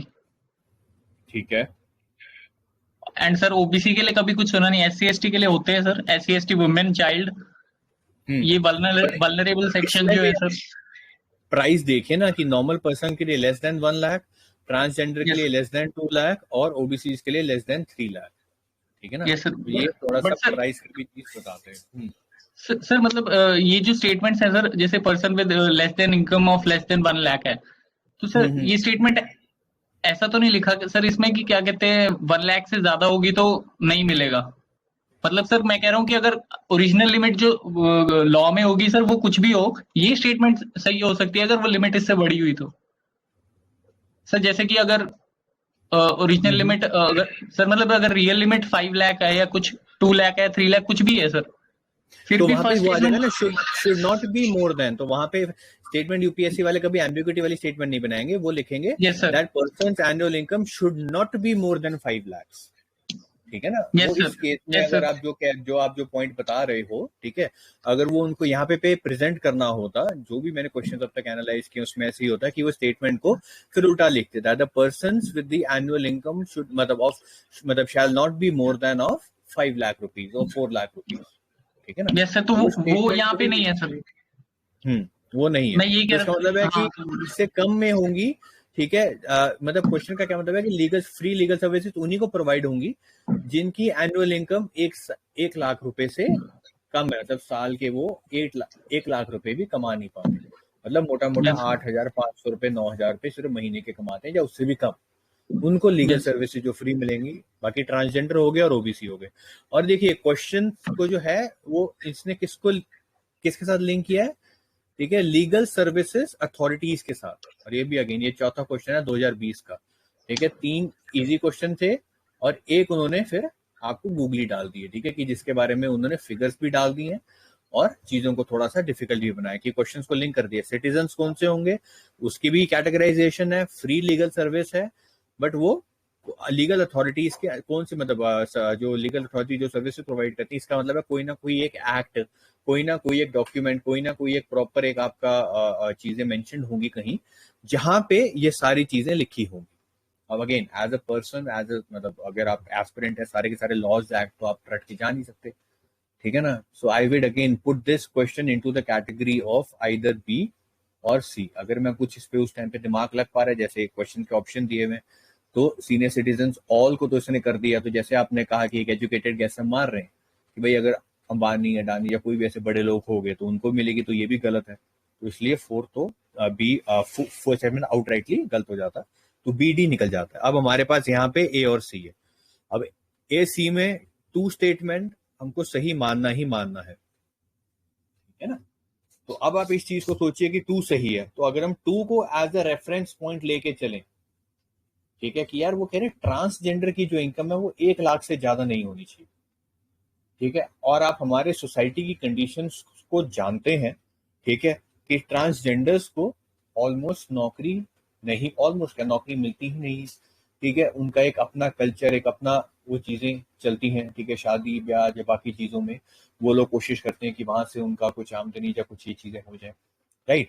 तो वो भी, और वो भी आप सोचो टैक्सेबल नहीं होता, मेनली चीजें सारी ब्लैक में ही रहती हैं, बट स्टिल, ठीक है, वो ये कह रहे हैं कि अगर उनकी एनुअल इनकम भी 2 लाख से कम है तो उनको तो ले लेंगे. तो ये एक रेफरेंस पॉइंट बन गया. अब आप सोचो ये एक पॉइंट इससे कम है, ये एक ज्यादा है, वो कह रहे हैं 3 लाख, बट वो भी ओबीसीज, ठीक है. हमारे इंडिया में ओबीसीज जो है, ठीक है, उनकी कंडीशंस और आप ट्रांसजेंडर की देखिए और साथ में एक नॉर्मल पर्सन की देखिए. तो इन 3 स्टेटमेंट में से अब आपको 1 और 3 में अगर आप कोई भी, मैं सबसे पूछ रहा हूँ, किसी को भी अगर एक एजुकेटेड गेस लेना पड़ेगा इन सारी इंफॉर्मेशन के बाद जो मैंने प्रोवाइड की है, कि इसको अगर हम एक रेफरेंस पॉइंट लेके चलें, क्योंकि यूपीएससी ने ये चीजें यहाँ पे सही बताई है, तो 1 सही होगा सर, कि 3? सर 3 को तो मैं हटाऊंगा इसलिए कि एक क्रेमी लेयर वाला कंसेप्ट आता है ओबीसी में, राइट. अब तो मेरे दिमाग में वही आता कि अगर ओबीसी कई ऐसे भी रहते हैं जिनके मतलब सिचुएशन अच्छी रहती है, मतलब अफोर्ड कर सकते हैं, तो मैं शायद उसको हटा दूंगा 3rd वाले को और मैं 1 2 पे ही जाऊंगा, मतलब ऑप्शन ए पे. ठीक है. और अगर हम इसको, एक सेकंड, अगर हम इसको मॉडर्न स्टेटमेंट में, अगर हम जैसे मॉडर्न क्वेश्चन चल रहे हैं, ठीक है, only 1 statement is correct, only 2 statements are correct, only 3 statements are correct, ठीक है, एंड ओनली 4 स्टेटमेंट, मतलब ऑल 4 स्टेटमेंट्स आर करेक्ट. अगर इस केस में अगर हम देखें, ठीक है, तो अगेन, तो यहाँ पे फिर आप इसमें थोड़ा सा कैसे सोचते कि एक तो स्टेटमेंट यहाँ से कट जाती है, ठीक है, तो ऑल 4 तो निकल जाता. आप फंसते यहाँ पे 3 में. खैर यहाँ पे ऑप्शन दिया हुआ है, क्योंकि देखो यूपीएससी फंसाते भी है तो सोच समझ कर कि बच्चे मार लगा. आपने एक अच्छा एक एजुकेटेड गेस लिया है कि क्रीमी लेयर का कंसेप्ट है, जो बिल्कुल एक वैलिड है. सर क्रीमी लेयर की लिमिट तो 8 लाख है सर, तो वो तो वैसे ही मतलब नॉन क्रीमी बोल रहे हैं यहाँ पे, अगर 3 लाख बोल रहे हैं तो नहीं, क्रीमी लेयर की नहीं, देखो यहाँ पे है लीगल सर्विसेज के लॉ के हिसाब से. वही तो मैं कह रहा हूँ कि ये चीजें आप स्पेसिफिक नहीं जा सकते, थोड़ा सा आपको अपना दिमाग लगाना पड़ेगा. We are trying to brainstorm, ठीक है. तो अगर आप ये वाले कंसेप्ट में जाते हैं तो फिर आप ये, तो फिर नॉन क्रीमी लेयर में तो फिर ये वाली स्टेटमेंट तो सही होगी आपके हिसाब से. मैं आप लोगों की रीजनिंग में कह रहा हूँ कि आप लोग कैसे करोगे, मेरा सर करो. फ्री, सर हाँ जी, बोलिए Nilesh. Sir free legal aid का तो कॉन्सेप्ट लाया गया था हमारे सोसाइटीज के वल्नरेबल सेक्शंस के लिए ना, जैसे वुमेन है, और उसमें वल्नरेबल में तो कभी भी ओबीसीज नहीं आते, उसमें एससी एसटीज आते हैं, वुमेन आती है, चिल्ड्रन आते हैं. उसके बाद उसमें ऑल इंक्लूड किया गया था जो डिजास्टर अफेक्टेड एरियाज में जहाँ पे होंगे उनके लिए फ्री लीगल एड दिया जाएगा. तो ओबीसीज में इसमें तो डाउट होना ही नहीं चाहिए ना. ठीक है, ओबीसी का भी वल्नरेबल सेक्शंस तो ओबीसी नहीं होता है हमारा. ठीक है, ठीक है. नहीं, मैं आपको काउंटर नहीं कर रहा, मैं भी बाकी बच्चों के साथ भी देखना चाहता हूँ कि वो कैसे कर रहे हैं. और जो ट्रांस, तो आपके हिसाब से फिर हो गया 1 और 2 नहीं? हाँ नहीं, क्या कर रहे हैं? 1 और 2 ओनली. ट्रांसजेंडर भी तो हमारे यहाँ वल्नरेबल ही है ना, क्योंकि उनके लिए गवर्नमेंट बहुत सारी स्कीम्स ला रही है उनके प्रोटेक्शन के लिए, जैसे एससी एसटीज के लिए लाती है, वुमेन के लिए ला रही है गवर्नमेंट. तो वैसे तो बहुत सारी स्कीम्स ला रही है. तो वो जो चौथा वाला लॉजिक था वो तो सही था, और जो ओबीसीज है वो कभी वल्नरेबल सेक्शंस में नहीं आते, तो वो तो वैसे ही हट जाएगा. तो 1 और 2 ही होगा. हाँ जी, अब पराग जी बताएंगे. हाँ ठीक है. सर ये लॉजिक सर इसलिए सही नहीं लगा सर, क्योंकि फिर तो नॉर्मल पर्सन भी वल्नरेबल नहीं है, बट इनकम के बेसिस पे हम उसको तो दे ही रहे हैं सर. तो ऐसा भी हो, मतलब सर मेरे को अगर नहीं भी पता, फिर भी अगर क्या पता लॉ में कोई ओबीसी के लिए भी प्रोविजन हो जो इनकम बेस्ड हो, तो सर उस बिल्कुल। बेसिस पे तो रूल आउट नहीं कर सकते सर उसको, बट तो मैं इस पे वही कर पूछ रहा हूँ, सकते मान लो हैं। ये चीज आपके पेपर में आप ही बैठे हो 2020 के टाइम पे, जब मान लो अभी ये वाला सेम क्वेश्चन ऐसे आ गया और हमने चीज नहीं डिस्कस की थी, तो आप क्या मैं दिमाग लगा के क्या करके आओगे? पॉइंट ये है, आप मेरा पॉइंट मुद्दा समझो कि मैं इस चीज पे डिबेट में चाहता हूँ कि हो, बट मुद्दा क्या है कि हमको क्वेश्चन करके आना। तो मैं इतनी सर रीजनिंग के बाद आप जानते हैं कि ये वाला जो 2020 में 3 पूछे गए थे क्वेश्चन, मतलब टोटल 4 क्वेश्चन डीपीएसपी पे, 3 बिल्कुल straight forward, simple simple simple, आपने देखे हैं पहले कैसे क्वेश्चन थे। अब ये फोर्थ वाले इन्होंने ऐसे घुमा के पूछ लिया कि ठीक है, कहते हैं मतलब बखिया उखेड़ दी बाकियों की। ठीक है, अब आप मुझे बताओ कि भाई ये जो 3, मतलब आप इसमें अगर सिचुएशन में होते या आगे होंगे तो क्या करेंगे? पॉइंट ये है, सर आप ओबीसी सर क्या लगा के आओगे? ट्रांसजेंडर से सर ज्यादा एडवांस्ड है सर ओबीसी, तो उनकी हम्म लिमिट सर उनसे कम होनी चाहिए सर। अगर उनकी लिमिट ट्रांसजेंडर से ज्यादा होगी तो फिर हम्म ट्रांसजेंडर तो कह सकते हैं ना कि हमारे पास तो वैसे भी इनकम सोर्सेज नहीं है, तो हम्म हमारी लिमिट तो उनसे ऊपर होनी चाहिए। तो इसलिए सर फर्स्ट और थर्ड नहीं, में तो सर लिमिट फर्स्ट, लिमिट कम नहीं होगी उसमें कि वो, हाँ सर क्योंकि वही वही अपॉर्चुनिटीज वही नहीं कह है रहा हूँ आपके पास, सर, ज्यादा कह रहे कम हैं। होगी हाँ, कम होगी। सर, ओबीसी की कम होनी चाहिए ना ट्रांसजेंडर से। अच्छा, कुछ केसेस में आप कह सकते हैं, ठीक है ठीक है, तो आप इसमें फिर 2 और 3 करोगे इसमें, है? Yes sir. ओके ओके, और कोई? नहीं सर 1 और 2, मतलब थर्ड स्टेटमेंट में तो अच्छा, ज्यादा होगी ना लिमिट उसकी। हाँ लिमिट ज्यादा, अच्छा भाई, नहीं तभी तो मैं कंफ्यूज हो कि पहले आपने कहा ज्यादा फिर कम, मैं इसलिए पूछ रहा था आपसे। ठीक है। हम्म और कोई? मतलब ज्ञानेश्वर जी, हरदीप जी? सर ओबीसी के को हर जगह रिजर्वेशन दी जाती हाँ है जी, हाँ क्योंकि जी। उनके साथ बहुत ज्यादा हिस्टोरिकल अनड्यू इन्फ्लुएंसेस हुआ था पीछे। तो ये तो हो नहीं सकता कि नॉर्मल पर्सन से ज्यादा उसको 3 लाख तक पहुंचा दें, कि नॉर्मल पर्सन से ज्यादा उनकी इनकम को देखा जाए। तो यहाँ पर भी उनको हम्म कुछ ना कुछ रिजर्वेशन तो जरूर पक्का होगा। और मैं फर्स्ट के साथ बिल्कुल प्रेटी श्योर थी कि हाँ ये ठीक है, और हम्म फोर्थ ऑटोमेटिकली एलिमिनेट हो गया, और सेकंड मैंने पढ़ा हुआ था ऑलरेडी। तो मुझे ये ठीक है, डिफिकल्ट तो लगा, मतलब एकदम सिंपल यहाँ क्वेश्चन पे है। आप लोग मेजर ये है कि आप क्या कह रहे हैं, आपको क्वेश्चन डिफिकल्ट लगा? सिंपल लगा क्योंकि मुझे इसके किससे बारे में सिंपल लगा? अच्छा, पता था, ठीक है, आपको नॉलेज थी तो इस वजह से आपने वाली चीज आपको और पता था, ठीक है। विदाउट नॉलेज भी इसको एलिमिनेट आराम से किया जा सकता था। अच्छा, कैसे? बताया ना, ऑल सिटीजन तो हो नहीं सकते क्योंकि यहाँ पर ऑल हाँ, 4 मेंशन है। गलत है। हाँ जी। जी। और थर्ड ऑप्शन में जो है इनको रिजर्व, हर जगह पर रिजर्वेशन दी जाती है क्योंकि इनके साथ बहुत ज्यादा हिस्टोरिकल अनड्यू इन्फ्लुएंसेस हुआ था। तो नॉर्मल पर्सन से ज्यादा इनकी इनकम नहीं हो सकती। तो इस वजह से ठीक थर्ड है, भी एलिमिनेट हो गया, फोर्थ भी हो गया ना, फिर ऑप्शन को देख यहाँ के पे कर सकते। देखो, यहाँ पे आपने ऑप्शंस को देख के किया। मेरा एक और क्वेश्चन है, अगर सिर्फ आपको ये वाला पैटर्न दिया गया होता, फिर only 1 statement is correct, only 2 are correct, only 3 are correct and only 4 are correct. Then मेरे फिर 2 तो एलिमिनेट ऑटोमेटिकली हो गए थे। फर्स्ट के बाद, फर्स्ट के लिए मैं प्रीटी श्योर थी, एंड सेकंड के लिए मैं अच्छा, थोड़ा सा गेस वर्क ले लेती। राइट, ठीक है ठीक है। और कोई कुछ? हरदीप जी, रेड्डी जी, आप कुछ कहना चाहते हैं? सर ऑलरेडी वही जो पॉइंट्स दिए गए हैं सर, वही है, मेरा भी फर्स्ट के लिए ही होगा। अपनी ਤੁਹਾਡੀ आवाज कट रही है, आपकी आवाज बहुत, मतलब हॉली, मतलब बहुत कम है। सर ठीक है। अब क्या आ रही?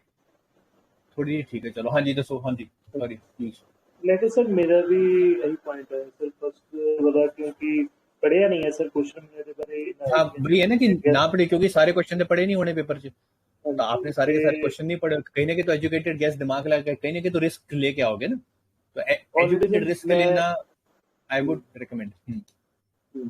नहीं वही गल है सर, ਜਿਹੜੇ सब ने पॉइंट्स ਦਿੱਤਾ ਕਿ फोर्थ तो मैं भी एलिमिनेट ही करਦਾ ਤੇ ਫਸਟ ਵਾਲਾ ਤੇ ਸੈਕੰਡ ਵਾਲੇ ਦੇ ਵਿੱਚ ਹੀ ਮੈਂ ਜਾਣਾ ਸੀਗਾ। थर्ड वाला भी ਮੈਨੂੰ ਇੰਨਾ ਨਹੀਂ अपील कर रहा, क्योंकि यहाँ पे मेनली जो है इन्होंने प्राइस जो है यहाँ पे बहुत ज्यादा वो कर रखी है। ठीक है, तो अगर ये वाला सेम क्वेश्चन बन के अगर आता, खैर यहाँ पे तो अभी हम लोग सारी स्मार्ट बनेंगे क्योंकि हमारे पास अच्छा सामने 4 है तो हम इसको काट देंगे तो 1 2 3 में फंसेंगे। बट वहां पे पेपर में अगर हम लोग जो इशू जो आ सकता है, फिर वो आप जान सकते हैं कि यहाँ से ऐसे डिफिकल्टी क्रिएट होती है। ठीक है, कुछ बच्चे सोच के आएंगे जैसे अभी आपने तो सबने 1 और 2 किया है, जो इसका आंसर सही है। ठीक है, इसका सर रीजन भी मैं बता देता हूँ। हाँ जी, हाँ जी, बोलिए। हेलो सर, ये हाँ ना जी, हाँ जी। ईडब्ल्यूएस का जब आया था तो उससे इसको रिलेट कर सकते हैं क्या?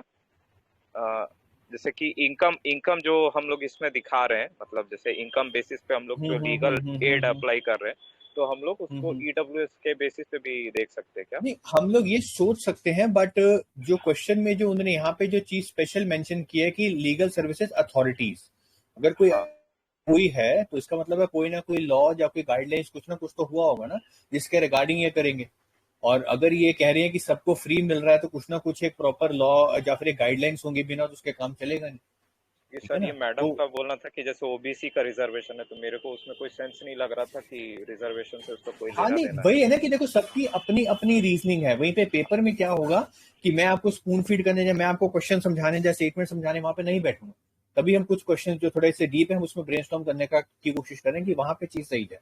अगर यही वाली चीज में अगर यहाँ पे स्टेटमेंट अगर मैं पूछता, अगर मतलब मैं ये हटा देता ये 1 2 2 3, तो ट्रस्ट मी ऑलमोस्ट मतलब बच्चे जो होते हैं वो कंफ्यूज रहते हैं। ठीक है, बट खैर कमिंग टू दी पॉइंट, इस चीज को रैप अप करते हैं कि लीगल सर्विसेज अथॉरिटी एक्ट जो 18, देखो अभी आपको याद नहीं रहेगा, ठीक है, और ये ना ही याद करने की जरूरत है, बट फिर भी आप अपने रीजनिंग से भी थोड़ा बहुत अपने आंसर्स पे पहुंच सकते हैं। कोई दिक्कत होती आप लोगों को इसमें तो या तो 2 स्टेटमेंट वर्सेस 3 में इशू रहता, ठीक है, या तो 1 and 2 या 2 and 3, ठीक है। तो इन चीजों में ऐसे में कैलकुलेटेड रिस्क लेना, मेरा कहने का ये मतलब था, या ये चीज को इतना लंबा खींचने का ये था कि इन चीजों में आप कैलकुलेटेड रिस्क आप ले सकते हो, ठीक है। बट अगेन कहीं ना कहीं आपको रिस्क लेना पड़ेगा, तो सोच समझ के, क्योंकि सारे क्वेश्चंस ऐसे नहीं होंगे, सारे क्वेश्चंस इजी भी नहीं होंगे, जैसे मैंने कैटेगराइजेशन पहले बताई, तो वो थोड़ा सा आप सोच के आगे इस चीज को जरूर चलिएगा। और सारे एक्ट्स को रटने के सारे प्रोविजंस को नहीं है, ठीक, क्योंकि वनरेबल सेक्शन की जो नीलेश ने बात की थी वो यहाँ पे कहीं वाला वर्ड जो है अप्रोक्सीमेटली मैंने कहीं नहीं देखा है जितना मुझे याद।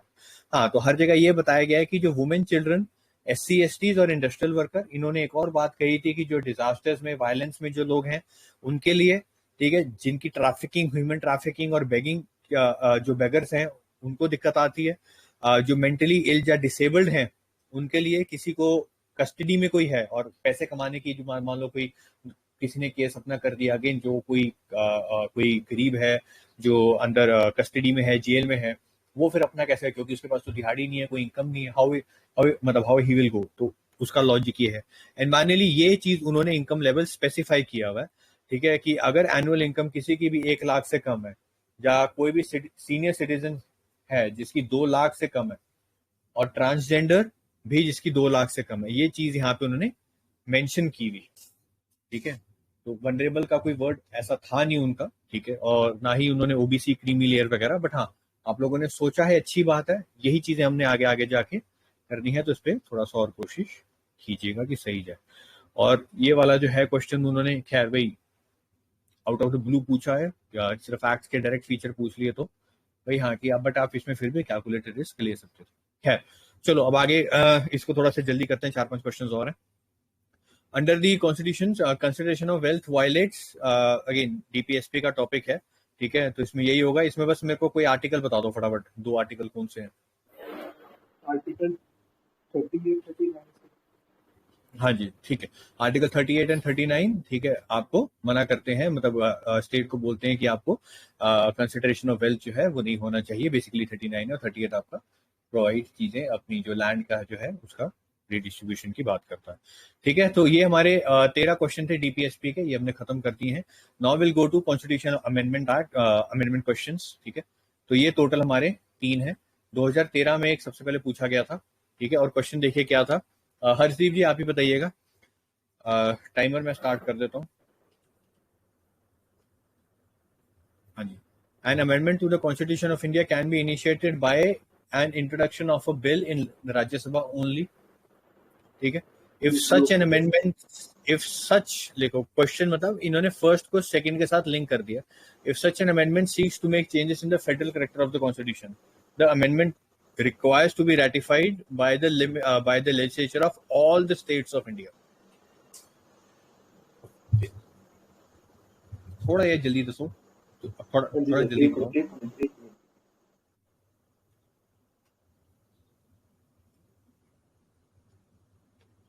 तो दूसरा ठीक है सर, पहला गलत नहीं, मैंने याद नहीं आ रहा। आपने थोड़ी सी रीजनिंग, थोड़ा ध्यान से इस चीज को सीखो कि देखो कॉन्स्टिट्यूशन अमेंडमेंट जो सॉरी जो जो जो बिल रहता है, ठीक है, वो कोई भी हाउस ऑफ आपके पार्लियामेंट में चल सकता है, लोकसभा या राज्यसभा, आप किसी में भी उसको इंट्रोड्यूस करवा सकते हो, ठीक है। तो ये ओनली वाली जो चीज है यहाँ पे ये गलत होगी। सेकंड चीज है, ठीक है, अगर ये आप लेके आते हैं, ठीक है, तो फेडरल कैरेक्टर जब चेंज होने की बात होती है, ठीक है, तो आप जानते हैं कि ये ऑल ऑफ द स्टेट्स का रैटिफिकेशन नहीं चलेगा, ठीक है, इसमें मेजॉरिटी ऑफ द स्टेट्स का आपका चलेगा, ठीक है ना, ठीक है। तो इसलिए जो क्वेश्चन आपका हो गया, तो ये आपका जो आंसर रहेगा इसका दोनों का, neither nor one nor two, ठीक है।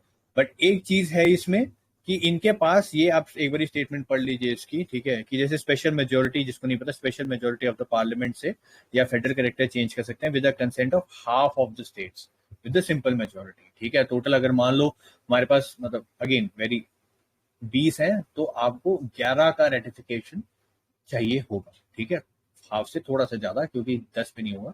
और इसको करने के लिए, ठीक है, कोई टाइम लिमिट इन्होंने डिफाइन नहीं की हुई हमारे इसमें कॉन्स्टिट्यूशन या वाले बाकी चीज, ठीक है ना। तो ये आपको चीजें रहेंगी। ये पुरानी टेक्निक थी ओल्ड की, जिसमें ओनली और ऑल आ जाए तो वो इसलिए ये चीजें कटती थी, बट अब ये चीजें कोई रेलिवेंट नहीं है, ठीक है। अगेन अभी आता है क्वेश्चन, अभी काफी टाइम से, श्वेता जी आप बताइएगा, ठीक है, कि 44 constitution amendment act of India introduce an article placing the election of prime minister beyond judicial review, कि मतलब जब प्राइम मिनिस्टर का इलेक्शन हो रहा है, ठीक है, तो वो जुडिशियल रिव्यू के बाहर है। तो मतलब कि अगर उसमें कोई भी गलत चीज होती है तो आपको क्या कहते हैं कि आप कोर्ट के पास, या कोर्ट इस चीज पे कोई भी संज्ञान या कोई भी बात नहीं कर सकता। और supreme court struck down the 99th amendment of the constitution as being violative of the independence of judiciary, ठीक है। अब पहले तो याद करो कि 99 था कौन सा, ठीक है। और दूसरी बात है कि जो भी था, अगर मान लो नहीं भी याद है किसी को, अगेन उन्होंने ये आपको एक हिंट दिया हुआ है कि जो 99 था वो आपका जुडिशरी की इंडिपेंडेंस से वो चीज लिंक्ड है, ठीक है ना। तो अब इन दोनों स्टेटमेंट्स का फटाफट बताओ कि क्या रहेगा। अच्छा, अमेंडमेंट्स याद नहीं आ रहे आपको। 44 वाला कुछ याद है कब हुआ था? अभी हम बात कर रहे थे 42 की, और Yes, फिर sir, हमने बात की थी 44 की। हाँ, तो 42 कब yes, हुआ sir. था? सर 42 1975 के आसपास, मतलब 96 में था, हाँ जी। और ये था 1978 में। केशवानंद भारती कब आया था? 76 76 73 बता दो फटाफट, कोई किसको याद है? 73 से 73 हाँ 73, राइट, ठीक है। तो 73 में आया था। 73 में बोला था कि कोई भी चीज जुडिशियल रिव्यू जो भी हमारा चीज को करता है, वो चीज से उसके रेलम के बाहर नहीं है, ठीक है। तो अब आप खुद सोचिए कि यहाँ पे क्या बात हो रही है कि कोई भी अगर कल को गलती होती है तो प्राइम मिनिस्टर बाहर है जुडिशियल रिव्यू के, ठीक है। और जो हमारे किसका, स्टेट का ऑलमोस्ट फंक्शनल हेड है, ठीक है। Yes, sir. तो ये वाला स्टेटमेंट आपको लगता है सही रहेगा? चलो, आउटराइटली ये नहीं होगा, क्योंकि इसमें जुडिशियल रिव्यू की बात होती है जो पहले आ गया था, ठीक है। तो अगर हमारा फेडरल स्ट्रक्चर, हमारा बेसिक स्ट्रक्चर ऑफ कॉन्स्टिट्यूशन को कभी भी चीजें होती हैं, अगर ये ऐसे हुआ कि प्राइम मिनिस्टर को अगर हमने इलेक्शन से बाहर कर दिया, आप खुद सोचो, ठीक है, तो फ्री एंड फेयर इलेक्शन का आपका जो मुद्दा है वो वहीं खत्म हो जाता है, ठीक है। तो ऐसी चीजें नहीं होनी चाहिए। तो ये तो हमारा मेन बेसिक स्ट्रक्चर में चीज आ जाती है, तो इसलिए चीज खराब है। तो खैर, अभी हमारे जुडिशियल रिव्यू है 44, तो अगर याद नहीं आ रहा तो इसके हिसाब से आप देख सकते हैं कि जुडिशियल रिव्यू 73 में है, ये 76, 75, 78 तो उसके बाद का है, ठीक है। और ये अगर हुआ तो हमारा बेसिक स्ट्रक्चर पे इशू आ जाएगा, तो इसलिए ये चीज गलत होगी।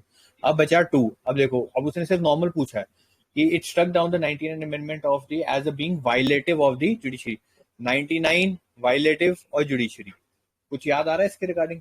कुछ भी किसी को याद है? प्रिया जी आपको याद है? हाँ जी, सही। सर शायद, हेलो हाँ जी प्रिया जी बोलिए। सर, शायद इसमें सुप्रीम कोर्ट और हाई कोर्ट में कॉलेजियम का आया था। हाँ, वो एनजेएसी वाला जो एक्ट था 99, वो उन्होंने इस चीज में खारिज किया था, ठीक है, विद द 4-1 मेजोरिटी, ठीक है। कि उन्होंने ये चीज को बोला था, इन्होंने जो प्रिंसिपल्स लिए थे जिसके अंडर उन्होंने मना किया था, वो था इंडिपेंडेंस ऑफ जुडिशरी इसमें हार्म हो रही है, सेपरेशन ऑफ पावर का खराब हो रहा है, और ये अल्ट्रा वायरस की ये चीज वायलेटिव है हमारे बाकी फंक्शंस के ऊपर, ठीक है। जो हमारी बाकी जो चीजें लाइन अप है उन चीजें फंक्शंस के ऊपर ही खराब है, इसलिए वो चीज नहीं की गई थी। एक हमारा जो पहले वाला स्टेटमेंट है, ठीक है, ऐसा 44 में ऐसा कहीं नहीं दिया हुआ कि ये वाली चीज अब की जाती है, ठीक है। No proposal of the article has such been mentioned beyond the judicial review, और ये था हमारा मोरारजी देसाई के टाइम के अंदर। उसके बाद आप जानते हैं कि आपका जो इलेक्शंस ऑफ द प्रेसिडेंट है उसमें थोड़ा बहुत चेंजेस लाए गए थे इंदिरा गांधी की लीडरशिप में, ठीक है। तो खैर आगे बढ़ते हैं। 2019 पहले था आपका, आया था 2013 में, फिर 19 में, फिर 19 में दोबारा एक आपका अमेंडमेंट के बारे में पूछा गया है कि कौन कर सकता है। No high court shall have, ये कौन करेगा? ज्ञानेश्वर जी आप दीजिए, आपने काफी टाइम से जवाब नहीं दिया। With the reference to the Constitution of India, consider the following. No high court shall have the jurisdiction to declare any central law to be constitutionally invalid. मतलब कोई भी हाई कोर्ट के पास, कोई भी स्टेट के हाई कोर्ट के पास power नहीं है कि कॉन्स्टिट्यूशनल जो एक्ट है वो उसको डिक्लेयर कर दे इनवैलिड, ठीक है, जैसे एनजेएसी या बाकी चीजों के रिगार्डिंग हुआ था, ठीक है। और दूसरा कि an amendment of the constitution of India can not be called into question by the supreme court. An amendment to the constitution मतलब सुप्रीम कोर्ट भी, कोई भी कॉन्स्टिट्यूशन अमेंडमेंट जब हो रहे हैं, ठीक है, तो सुप्रीम कोर्ट मतलब अपना डिसीजन इसमें मतलब can not be called into, मतलब सुप्रीम कोर्ट के पास आप नहीं जा सकते जब सुप्रीम कोर्ट आप इसके रिगार्डिंग कोई आपको रिलीफ नहीं कर सकता, ठीक है। तो ये आपके क्वेश्चंस मतलब दोनों स्टेटमेंट्स हैं, थोड़ा सा मैंने सिंप्लीफाई करने की कोशिश की है। अब आप बताइए। हाई कोर्ट का मतलब सेंट्रल लॉ ऐसा कुछ नहीं कि high court can not B interfere in the central law. आपकी आवाज क्लियर नहीं आ रही है। यस हेलो हेलो, हाँ sir high court first statement I think I wrong actually because अच्छा, क्यों? High court could interfere in the central law actually, ठीक है, ओके। रीजनिंग नहीं दिया आपने कोई, बट चलो ठीक है। और सेकंड स्टेटमेंट? और सेकंड स्टेटमेंट सुप्रीम कोर्ट मतलब कैन इंटरफेयर इफ मतलब बेसिक स्ट्रक्चर को अगर वायलेट कर रहे होंगे तो supreme court can interfere in the constitution like Kesavananda Bharati case 1973। ठीक है, करेक्ट। तो so the answer is neither one neither two, ठीक है। ये एक चीज है, ये मैं आपको बताना चाहता हूँ क्योंकि अभी रिसेंट की है कि रिसेंटली ये वाला लाइन है, recently petitioner challenged the validity of epidemic disease act, जो कि सेंट्रल गवर्नमेंट लेके आई थी सुप्रीम कोर्ट में, उसने इसके लिए पिटीशन डाला था। Supreme court bench that was led by justice DY Chandrachud, उन्होंने इसको एंटरटेन करने से रिफ्यूज कर दिया और बोला कि that high courts also have the jurisdiction in respect to the central acts. Does high courts have the full power to make the rules to regulate, ठीक है, this bill or acts? तो mainly शायद ये पुराने time से आपका जो 42nd और 43rd और उसके बाद से पेंडेंसीज काफी ज्यादा हो गई है, इन 2-3 चीजों के रिगार्डिंग उन्होंने ये चीजें कही थी। और एक आपका जो ये स्टेटमेंट है 2015 में आया था कि जैसे supreme court is the final interpreter and guardian of the constitution, ठीक है। तो ये दो है कि रिसेंटली DY चंद्रचूड़ ने भी जो ये CJI है उन्होंने यही वाली बात कही है, तो इसलिए भी ये वाला क्वेश्चन इंपॉर्टेंट दोबारा हो गया है, तो उस चीज को थोड़ा सा स्टेटमेंट को ध्यान रखिएगा, ठीक है। अब ये 2022 में एक क्वेश्चन आया था। नीलेश, हाँ जी, अमन जी आप कुछ कहने वाले थे?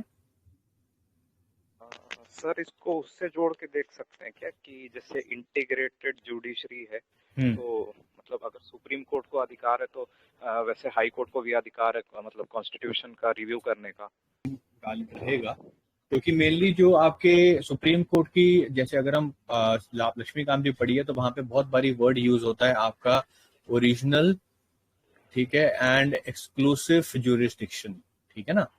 तो मेरे हिसाब से अगर ये कल को भी क्वेश्चन पूछा गया तो कहीं इसमें ऐसे घुमा के ना पूछ लें कि दैट द कॉन्स्टिट्यूशनल राइट, तो मतलब कि सॉरी जो कॉन्स्टिट्यूशनल एक्ट्स हैं आपके, ठीक है, वो एक्सक्लूसिव और ओरिजिनल जुरिडिक्शन सुप्रीम कोर्ट के अंदर ही आते हैं कि वो उसको नलीफाई कर पाए या उसके बारे में विचार विमर्श कर पाए, ठीक है। तो क्वेश्चन इस तरीके से, तो इंटीग्रेटेड जुडिशरी में तो फिर वो चीज आती है कि नीचे से लॉ है वो चलेंगे, बट ये सेंट्रल लेवल पे चीज है। क्वेश्चन में स्टेटमेंट में दिया हुआ है कि सेंट्रल लेवल की चीज, सेंट्रल लॉ एक्ट, अगर आप स्टेटमेंट भी देखेंगे, ठीक है, तो यहाँ पे लिखा हुआ है सेंट्रल लॉ, ठीक है। तो उसके रिगार्डिंग आई बिलीव तो ये चीज थोड़ी सी सही नहीं जाएगी। देखो दी, और हाँ, यहाँ पे स्टेटमेंट 1 में the original jurisdiction of the high court also extend in the matter of आपके matrimonial, probate, admiralty and contempt of court cases, but through the 42nd amendment curtails the power judicial review उनका इन्होंने कम कर दिया था, but 43 के to its original position,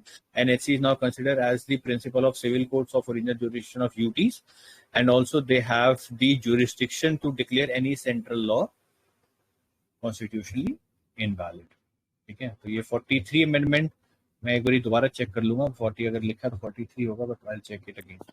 sir वो 43 ही amendment था, 42वें से लिया गया था और 43वें से रीस्टोर कर दिया गया था, रीस्टोर कर दिया था, ठीक है ठीक है ठीक है। तो ये चीज कंफर्म है। तो अगर पूछा जाए, ठीक है, तो दोबारा डीवाई चंदू, मतलब ये जो हमारे सीजी हैं, उन्होंने भी ये चीज कही है, 43 में भी थी, तो इसलिए चीज को थोड़ा सा ध्यान दीजिएगा, ठीक है। अब ये आपका एक लास्ट क्वेश्चन है, बिलीव, ठीक है। Consider the following statement, a bill amending the constitution require a hello of the, हाँ जी, हाँ सर, ये हम ही बताए ना सर, चलो बता दो, आप बता दो। कॉन्स्टिट्यूशन अमेंडमेंट के लिए सर प्रायर रिकमेंडेशन जरूरी नहीं होता है प्रेसिडेंट ऑफ अच्छा, इंडिया का। 24th या किसके लिए चाहिए होता है? 24th या 25th बोला कि हाँ ये शायद बाइंडिंग होता है, प्रेसिडेंट को देना पड़ता है। मनी बिल के लिए प्रायर रिकमेंडेशन होता है जरूरी, मतलब प्रेसिडेंट ऑफ इंडिया से लेना पड़ता है प्रायर रिकमेंडेशन। और दूसरा जो स्टेटमेंट है, when a constitution amendment bill is president of India obligatory, हाँ तो ये 25वां शायद बोला कि ये बाइंडिंग होता है, 24 या 25 था कॉन्स्टिट्यूशन अमेंडमेंट, वो याद नहीं, 1971 में आया था। और एक constitution amendment bill must be pass by Lok Sabha Rajya Sabha, special majority, हाँ ज्वाइंट सीटिंग का प्रोविजन नहीं होता है, स्पेशल मेजोरिटी होता है, और half of the state legislature का सिंपल मेजोरिटी का कंसेंट होता है अगर वो फेडरल फीचर को रेटिफाई करता है। तो वन तो सही है गलत है? नहीं, ये सही है, नो प्रोविजन, तो 1 तो गलत हो जाएगा, 1 तो गलत हो जाएगा, तो बचेगा सिर्फ 2 और 3, इसका सही है। ठीक है। अगर आप ऐसे भी उल्टा देखिए, तो अगर आपको फर्स्ट पता है पुराने एलिमिनेशन मेथड के हिसाब से जो उन्होंने स्टेटमेंट्स दी हुई है, उसके हिसाब से ये वाली चीज कटती है, बट अगेन 2022 में भी अगर आपको एक स्टेटमेंट नॉर्मल पता है तो ये भी चीजें आप काट सकते हैं। तो ये जो इसका लेवल है, ये अगेन बेसिक वाली चीज आपकी आ जाती है। कॉन्स्टिट्यूशन अमेंडमेंट्स खत्म हो गया, इमरजेंसी पे 2 क्वेश्चन ही हैं, फिर ये करके ये वाला हम जो सेक्शन है, ये आज का जो लेक्चर है ये खत्म कर देते हैं, ठीक है। 2017 में इसका ये चीज पूछी गई थी, ठीक है। Which of the following are not necessary the consequences, not necessary consequences proclamation of the president rule in states, ठीक है। पराग जी आप बताइएगा, ठीक है। पहला है कि dissolution of the state legislative assembly, not necessary the consequence of proclamation of president, मतलब president rule के आने से, ठीक है, जरूरी नहीं है कि ये वाली चीजें होंगी या होनी चाहिए। पहला है कि dissolution of the state legislative assembly, दूसरा है removal of the council of ministers in the state, ठीक है। तीसरा है डेसोल्यूशन ऑफ द लोकल बॉडीज। इसमें से कौन सी चीजें नेसेसरी नहीं है? Sir 1 and 3। अच्छा, 1 and 3 नेसेसरी नहीं है और 2 नेसेसरी है, ऐसा क्यों? सर प्रेसिडेंट रूल लगता है सर, जो काउंसिल ऑफ मिनिस्टर की पावर होती है सर, वो प्रेसिडेंट अज्यूम कर लेता है, और स्टेट लेजिस्लेटिव असेंबली को डिसॉल्व करना जरूरी है, सस्पेंड भी कर सकते हैं। सर ये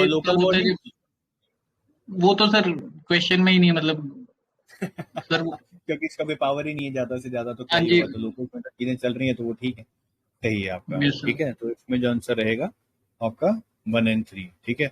बेसिकली अगर किसी को रिवाइज करना है कि क्या क्या चीजें नहीं होती, मतलब what are the consequences of president rule, ठीक है। The president can take up the function of the state government. अगर वो स्टेट गवर्नमेंट के फंक्शंस ले रहा है तो डेफिनेटली की जो काउंसिल ऑफ मिनिस्टर्स है उसको हटाएगा, ठीक है।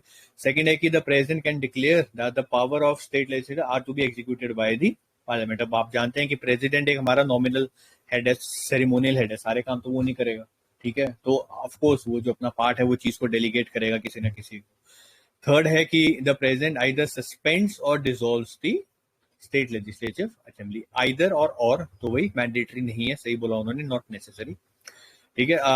The president dismisses the council of minister, जैसे बताया कि ये आपका फर्स्ट पॉइंट से रिलेटेड है। Second, there is no provision for resolution of local bodies, ठीक है, वो कंसिडर में करते ही नहीं, ये तुम बेचारों के हाल कर रखे हुए हैं। He may authorise the parliament to make laws on, क्योंकि अगर मान लो स्टेट गवर्नमेंट नहीं है उस टाइम पे, ठीक है, सो डेफिनेटली क्या ही फिर बचेगा, तो उन्हीं को लॉज बनाने पड़ेंगे और प्रेसिडेंट खुद तो बनाएगा नहीं, ठीक है। और तो इसलिए पार्लियामेंट को ये वाला काम दिया जाता है। The parliament can delegate the work to make the laws for the state to the president और the other authority body specified by him, जिसको वो साइन करेंगे तो होगा।